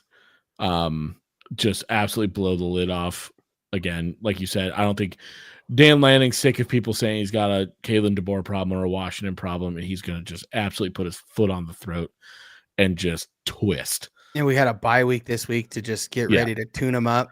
An Oregon team like this that has 2 weeks to get ready to welcome you in after kind of what happened at Wisconsin. That's the Oregon team you got to look out for. Like that, they're coming for blood. Yeah, they had their scare. They survived it. They got 2 weeks to get healthy and rested and ready to play a heated rivalry game where your head coach has some demons to expel. Yeah. This is a recipe for an ugly game. Well, and then if they win this game particularly, no matter what happens, they lock up the 1 or 5 seed. Oh yeah, so they have a great road to a national championship in either way in the Big Ten title game. And so like this is a key game. So it's not like they're going to look past this to the Big Ten title game. They're not looking past Washington. They're like, we want the 1 or 5 because if we lose now and then we lose in the Big Ten, we could be at 6 or 7 seed. So go now.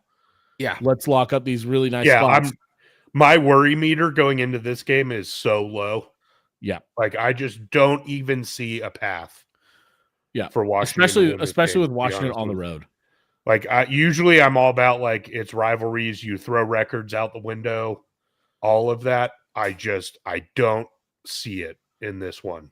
Yep. And Homer, I get it, but like I just don't see it here. Yeah, agreed. And it's 8 weeks.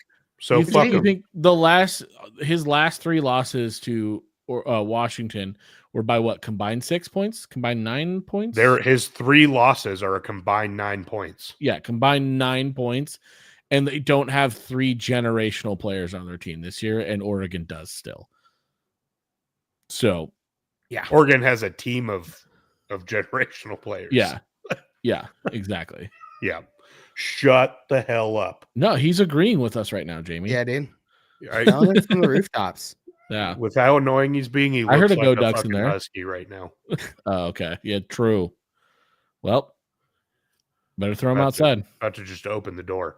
Let what happens happen. God. All right, that's it for the Big Ten. Let's hope all the rest of it aside, don't even really care about what else happens in college football this weekend. That one needs to happen the way we said it. Yep. Oklahoma State at Colorado. Oklahoma State is bad. Colorado is going to be very mad. Colorado's a 16.5-point favorite. I think they win and cover here. Oklahoma State's pass defense is abysmal. I think Shedeur is just going to light them up. Yep. I mean, that's the factor, right? Colorado is very one-dimensional. We all know it. So when you put them up against a team that has, I think, I could be wrong, the worst pass defense in the Big 12? Yeah, I mean, they're giving up like 35 points per game in Big 12 play. Yeah, they're going to get crazy. Killed. I mean, it doesn't matter. Like, it doesn't matter at that point if you're one-dimensional because their DBs are not disciplined. Yeah, Travis has put up some video game numbers. Yeah, you talk about video game numbers and you talk about a Heisman statement type game. I expect Travis to be off the charts. This is going to be another one of those games where we walk out of it and Shedeur's going to go, I just kind of want to see who I could get a touchdown to. Like when he threw that one to Levante Washington, Levante Wester. He's like, I just wanted to see what I could do or like get him one. And he's going to do that this game. Yep. I think this one's going to be ugly. Yeah. It won't be enough because they're out of the Big 12 championship game. But again, you give me a 9-3 Colorado finishing third or fourth in the conference at the beginning of the year. I'm taking that all fucking day. Yeah. Again, out and out success. Huge success. Arizona State at Arizona. I think this is one of those games where the records are not going to be a factor. Arizona wants to spoil this. Yes. With every fiber of their being. And Arizona State, as magical as this run's been, can they hold up to that expectation? Because it's now on them. They're the favorite in the Big 12, narrative-wise, this week. We saw how Colorado handled that, and it was not good. So we're going to see how Arizona State handles it this weekend. Arizona is not playing as well as Kansas, so I think they have a better shot to handle this than, say, Kansas did. I'm taking Arizona State to win this game, but I think it's going to be close.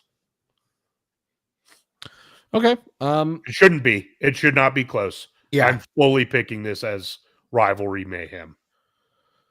Yeah, no, that's fine. I think this is going to be a game that is less rivalry. Like I have this around 10 points, right? Arizona State's playing really good ball. Sam Leavitt especially is he's playing out of his mind. Dude. Out of his mind, and you add Cam Scatabo on top of that. Like you got some players there. Although Noah Fafita and T-Mac on Arizona, like you got players on both sides of the ball. Arizona State's playing better ball right now. No doubt. Sam Leavitt's not giving the ball up very much, right? He's got maybe 5 interceptions on the year, right? Like 4 or 5. He's playing really good ball, and he's playing safe with it. He's playing really good. I'm taking Arizona State by like 10 or 13. Yeah, that's what I was thinking as well. All right. Let's keep going down the Big 12 games that are going to have championship implications. Kansas State at Iowa State. This is the toughest of the games for the teams that are in contention by a lot. Iowa State's a 2.5-point favorite at home. I think Kansas State is going to come in and play spoiler. I think Iowa State's been shaky. They started out real strong, and then ever since they barely pulled out that UCF win, ever since that, it hasn't been great. And they arguably should have lost to Utah this last week. So I think Kansas State's going to get this one done. Totally fair. I have Iowa State in here, gut feeling. No true analysis to this, just gut feeling. I have Iowa State close, like 3 points. Like I think the spread's on it. I think Iowa State's gonna get one late, or it's just gonna be who can finish on top when the clock hits 0. So fair. Houston at BYU in a historic Big 12 rivalry matchup. I don't know why this game's here. Like, why is this not Utah BYU? What are we doing? I don't know. Anyway, They'll correct it next season. yeah. BYU minus 12.5 at home. I think they're going to win and cover this. If this game was on the road with how BYU has had their last 2 weeks go, I would consider picking Houston because they've shown flashes the second half of the season of being competent. However, it's in Provo. BYU's got a chip on their shoulder. I think they're going to win this pretty comfortably. Yeah. Much like Indiana, I think they're in prove it mode. And after the last 2 weeks, they need it really badly. Ultimately for Colorado, Arizona State, Iowa State, and BYU, it's your back's against the wall. How are you going to? Yeah. What's it going to be? Yeah. You got to win at this point. Like they're pretty clear. There's going to be one Big 12 team, and it's going to be the champion. Yeah. So that's very clear. Yeah. What do you got? Yep. What do you got? All right, let's move on to the SEC because this is where the craziness has been all year and is going to continue. Tennessee at Vanderbilt. Tennessee is a 10-point favorite in this one. I just haven't seen Tennessee look impressive enough. It's actually a 12-point spread now in Tennessee's favor. I just haven't seen enough out of Tennessee for me to think that they're going to come away on the road with a double-digit win. So I'm picking them to win it, but this feels like a touchdown game. Yeah. I just changed my pick. I had Tennessee down. But again, this season, they have not really, outside of the first 4 or 5 weeks, they've looked really shaky. And Vandy is the team that is the thorn. They play up in these really big games, right? They go lose to Georgia State, Georgia State, right? Yep. And then, they beat Bama, right? Like they lose bad games, they win big games. I don't know what they are. I love it. But I'm just gonna say the chaos continues. Vandy plays up, Tennessee plays down. Vandy wins the game. Yeah, I mean, if you're Tennessee right now and you're going to Vanderbilt with the way that, like you said, they've played up where they beat Alabama earlier this season. This Vandy team, Tennessee's on upset alert right now. It's weird to say that alert. Vandy, that's going to be an environment for sure. And it's not like Tennessee's not Vandy fans are, but it's Vandy fans know it. I think they know that this is a team that they could beat. Yep. They've shown it, right? They've beat some of these teams. They could beat this team. Fuck it, run. See what happens. You got nothing to lose. Yeah, I got Tennessee money. Vandy's going to keep it close though. Tennessee's going to escape there. I'm telling you, man, we see it every year, especially this week. You got one team, especially in these rivalry matchups. This isn't really a huge rivalry, but it's in state. You got one team with absolutely nothing to lose. Vanderbilt has locked up a bowl game. This season is an out-and-out win for them, right? Huge success. Nothing to lose. They are playing with house money right now. Tennessee has everything to fucking lose in this game. Yeah, this is to be in the playoff. If Tennessee loses this game, I don't know how the rest of it shakes out, but there's a very real possibility we're looking at only 2 SEC teams making the playoff. I don't know where you get the other team. It might be Tulane, to be honest with you, but the chaos scenarios. I hope it's not Tulane because the SEC will claim them too. Yeah, because they're a founding member of the SEC. I hope the SEC tries and Tulane's get fucked. No. Is it there's something like Tulane can join whenever they want? Because they're a founding member, they can go back without paying anything and just get right back in. It came out earlier this season.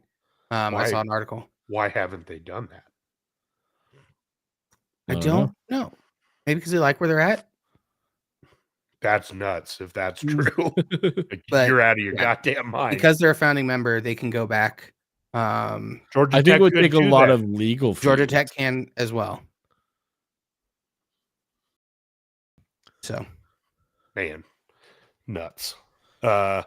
Anyway, the chaos scenarios that are out there, nuts, dude. I like most of them are unlikely because you have 6 and 5 teams playing 9 and 2 teams. So, like, on the surface, it doesn't look super likely, but neither did last weekend. yeah. True. And if that just continues, these next few weeks are going to be fucking bonkers. Yeah, And I mean, am so here If this for it. season's shown us anything, especially in the SEC, no one's safe. Yeah. Literally nobody in the country is safe. Yeah, like Nobody. this season, and we've talked about it. Like this is in the greatest season for expansion of the playoff, Oh my god, and it's so good. it will come down like through the whole season, I'm all so 14 weeks, excited. baby. So excited. South Carolina at Clemson. Beamer balls got me hooked, man. I'm all in. I can't pick against it. Beamer Not ball again. and fuck Dabo Swinney. Give me South Carolina. I'm picking Clemson. Hey, man, the SEC is just not that good this year. I've never heard you so dejected. I'm picking Clemson. Can we move on, please? I'd like the next game, please. Next game is Texas at Texas A&M. This is the game for the SEC championship. Winner of this At A&M. will pretty much locks up a playoff spot. As much as we don't like to say that, I don't know about A&M, actually. A&M's the one team that I think could lose their conference championship game and not be in the playoff. Yeah. Other than the Big 12 loser, obviously. Yeah. But anyway, Texas is a 6-point favorite as we sit here today. Full fucking chaos mode. I'm in full chaos mode at this point. Picking the Aggies, and it's going to be nuts. You know what? I'm actually going to change my pick here too because I think Quinn Ewers is out. Whoa, I think I just saw that. I think I just saw that Quinn Ewers is out with an ankle injury. He's undergoing an MRI. Let me just double Ankle check. a little tender.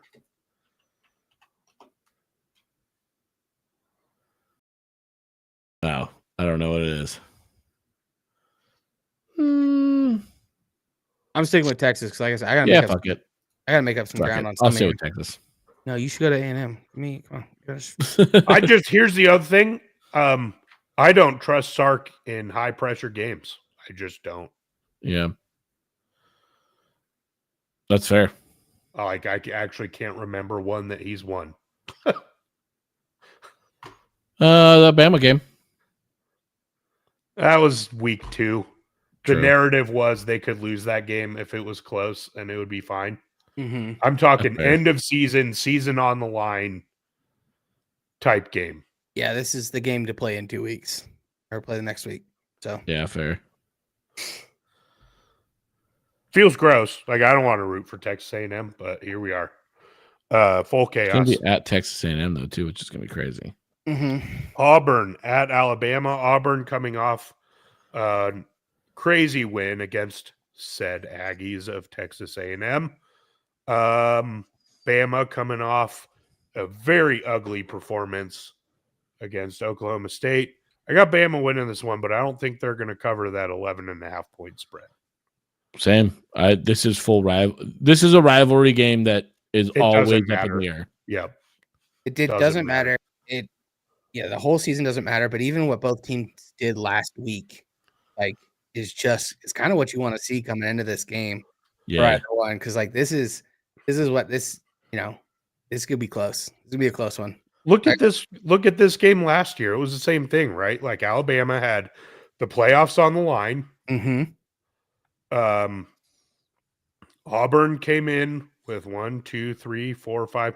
They had just clinched bowl eligibility, so very similar record. And Auburn should have won that game. if their DB wasn't just a total dummy on that last play. Yep. So yeah, this game is the epitome of records don't matter. It's going to be an awesome one. So I'm I excited. had picked Auburn in that game, and you guys made fun of me too. And they should have won it. I was so They mad. should have. Yep, they should have. You guys are like, there's no fucking way. Looks like we've all got Bama winning and Auburn covering. We all do. Oregon State at Boise State. Oregon State has the chance to do the funniest thing ever. Yeah, they really do. In a season where they were down and out 2 weeks ago after getting blanked by Air Force, a bad Air Force team, they come out and they win the Pac-12 championship, and they have a chance to absolutely destroy Boise State's season. Yep. To gain bowl eligibility. Yeah. That being said, it's not going to happen. Boise State's going to win this one. Oregon State's going to cover 19.5 feels big, even with as bad as Oregon State's played recently. Boise State also hasn't been looking impressive, so that feels too big, but 10, 14-point win. Yeah. I'm going to be rooting for little brother in this one. I am too. Because I fucking hate Boise State, man. But I think Boise State wins and covers this. Yeah, I think Boise State winning by like 21's not unrealistic. Yeah, certainly not unrealistic. I just hope they lose outright. I'm going full chaos mode, except for the number 11 and 12 on our Excel sheet there, Excel spreadsheet. Those two games can go just as we said. Chalk. The rest of it, just blow it all up. Yeah. Last game we're going to pick is Memphis at Tulane. I threw this in here because if Oregon State does beat Boise State, I think Tulane's next in line to fill that last spot. For sure. Especially Army. Especially because Oklahoma just beat Alabama, and that strengthens Oklahoma. That's one of Tulane's couple losses. Anyway, Memphis at Tulane. Again, I think Tulane's going to know what's on the line here. They have to win this and win it impressively. Yeah, same. I got Tulane both ways. I also have that. Best bets. Cameron has taken a 2-game lead after we got blanked last week. Can we come to 500 in the regular season with our best bets? As we teased earlier, Eli's got Illinois minus 7.5. I have Notre Dame minus 7.5. We'll see. I think I'm back to 500. You've said that, dude. The last 10 weeks, you've been like, I'm losing both of these. And to be fair, a lot of those he did lose. He lost literally half of them. Like most. Like I said, 500. All right. So much so that I'm gonna put your best bets together with a couple others for spreads on and a parlay. A nice little parlay. Yeah. I only lose $2 per play for best bets. Now, when I win, I'll make $1.86 or whatever per. Yeah, there you go. But I'm gonna put a nice little parlay together. Probably later in the week once spreads calm down by Thanksgiving. I like it. There we go. Last week of the regular season in college football. I can't believe we're here, but the chaos is fucking real. I don't if you guys are looking at the rankings right now, I would say there's probably, realistically, there's only 13 or 14 teams that are in play. But if some of these chaos scenarios play out, you probably got 18, 19 teams that could sneak backdoor themselves into the playoffs. Yeah. How fucking cool is that? It's the best, dude. Again, people were saying, people were all pissed off about the regular season not meaning as much to an Alabama, right? Because they can lose 3 times and probably still get in. But to teams like SMU, right? Tell me last year, do you think SMU is playing meaningful games Well, last year they weren't in the ACC. Well, okay. Colorado, meaningful games. No, right? Like none of these teams are playing meaningful games. The third place team in the Big 12 was not playing meaningful games in week 14. They probably weren't even playing meaningful games in week 12. Yeah, and so here's the thing. Now, yeah, sure, for Alabama, these games don't mean as much as they used to, right? But for more teams, it means more. Are you kidding me? Like Arizona State has like everything on the line this weekend. Yeah. It's a must-win game, and there's like playoffs on the line. And is Arizona State going to make a run in the playoffs? No, but you never know. They could. They still have to. Was Alabama going to lose to Oklahoma last week? No. Or Vanderbilt and look at this. Whatever. Florida Gulf Coast. Who would have bet on them in the March Madness tournament? Right. Exactly. You got to play the games. Really quickly to bring us back to that kind of that looking forward with Tulane. Army and Tulane are playing in the American Athletic Championship. In 2 weeks. They both clinch. Because they are tied, I think, at 7-0 apiece. That's fun. In non-conference. That will be Army's second to last game. They play Navy after the championship on December 14th. Army wins that, and then they have to go play Navy. Dude, I love the Army Navy game. Kind of fucks up the season when they're good. Fucks up the season a little bit. Well, we don't have it a whole lot. Like true. Yeah, true. Like a the number Army of times that it fucks up anything is very low. So like Army could go, they got UTSA this week. They 10-1 this weekend. Next weekend, play a conference championship. If they beat Tulane, be 11-1, and then play Navy and go 12-1 with a championship. Ooh, buddy, I'm just saying they're sitting at 19. Like I said, they're sitting at 19 right now. Like UTSA is not going to bump them much, depending on what happens above them. But you win your conference championship against the Tulane team that's looked good. Like I said, man, there's 19, 20 teams in here that legitimately have, albeit long shots, but they're not out going into the last week of the fucking season. Crazy. Well, I mean, I don't think this is going to happen, but what if we're looking at like an American Athletic Conference champion ranked higher than a Big 12 champion? That won't happen.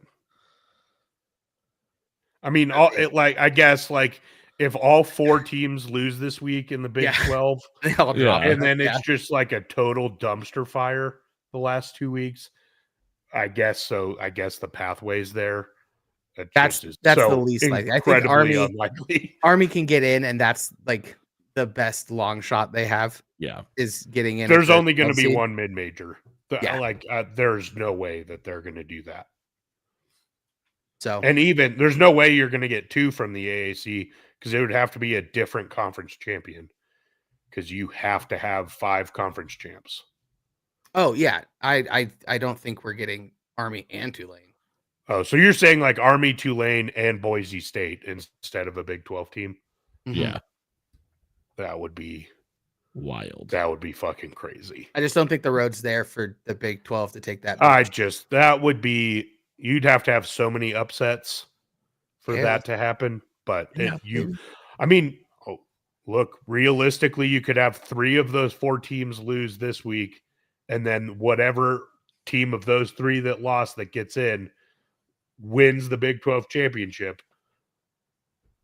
There's an avenue. The chaos is out there. It really is. I love it. Wild, man. Like we might only have 2 SEC teams in the playoff. So good. I think the only conference that's really set. Like I think Oregon, Ohio State. Now, if Penn State loses, I think they're locked. I think Oregon, Ohio State, Penn State, and Indiana are locked. I think so too. Yeah. I guess if Indiana somehow fucking loses to Purdue, they're out. Yes, I agree. That's the one that can't happen. Other than that, I think they're locked. Craziness, man. It's going to be nuts. This weekend's going to be fun. We're going to have all kinds of scenarios to talk about next week once the conference championships are set. So make sure you tune into that one because it's going to be nuts, dude. These last couple weeks are going to be crazy. I can't wait. Then I'm going to the Big Ten championship. That's right. You are. That's and I'm cool, going to be in Jamaica for the Big Ten championship, as we talked about, 5 days ago. Yep. Mhm. There's worse places to be, I guess. Yeah. All right. I did the buzzer beater last week. Didn't I do it last week? No, I did it. I did the Oh. double hate week. Dubs down. Okay. Well, I mean, I'll take this one then. Listener, viewer, thank you. Trevor in the chat, thanks for chiming in. We love you guys. Like, share, comment, all that good stuff. Since we don't post, we need you to do it for us. That would be awesome. Zeta June, thank you for letting us use your music in the outro. That is super cool of you guys. Super producer Cameron, thanks for all that you do behind the scenes and in the scenes to make this show go. Say bye, Cameron. Bye, Cameron. Until next time, Eli, give us your rivalry week, hate week, buzzer beater. It's easy. My buzzer beater is Hate Week Part 2, Electric Boogaloo, Dubs down, Huck the Fuskies. Deuces.